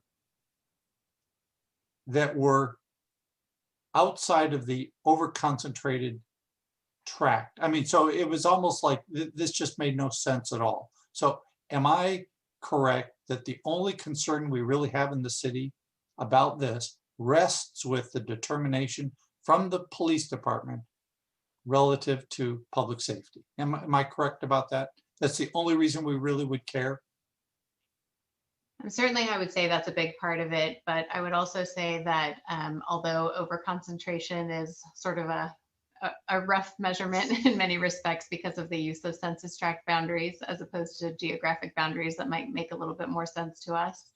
I think another consideration is ultimately, we do think that it's still overconcentration may indicate sort of a clustering of uses that when they're clustered together and there's too many of them can have some deleterious effects. So I think from a policy perspective, one of the questions is also if there's overconcentration, one of our goals is to reduce overconcentration if we have the opportunity, but certainly not to increase it.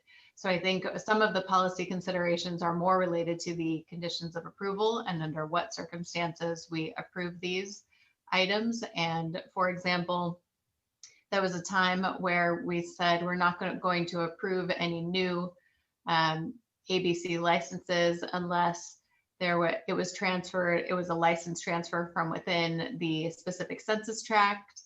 For a time, we broadened that to say, well, really, because the census tract boundaries aren't reflecting neighborhood boundaries, perhaps what we really meant was we want to ensure that it has to be a transfer from within an over-concentrated census tract citywide, but ultimately the goal is to bring over-concentration down, in addition to policing and calls for service considerations. Okay, thank you, Mr. Chairman. Okay, we'll open the public hearing and ask. Hold on, I got one more quick question. Can I ask one quick question? You can. So just a quick question. Is there are there any buffers for sensitive uses for the sale of alcohol in the city?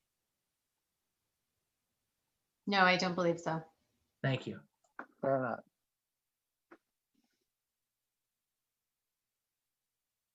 Open the public hearing and ask the applicant to join us, Ms. Olson. Welcome. I would ask that if you have read the staff report and the conditions of approval, and if you are in agreement with the conditions of approval. Yes, good evening, commissioners. And yes, I have read the conditions of approval, and we are in agreement with the conditions of approval. Let me just kind of back up here. But around May 10th, 2018, we sat down with planning staff, and we sat down with Lieutenant Joyce Lapointe, and William Bowens, and we went over the concentration. We went over a couple of our sites that we were looking at that time, and we were looking at another one on Newport Boulevard as well as this one. And at that point, the lieutenant asked me if, we could definitely, she didn't have a concern with this location, but she wanted us to look at the other one. They had a severe homeless issue over in that area and wanted assistance over in that area. So we decided at that point, from our standpoint, that we would go out there and help with the homeless issue over in that neighborhood and clean up it. And we went out and hired security over in that area, helped to clean up the neighborhood and show that we were a good community neighbor.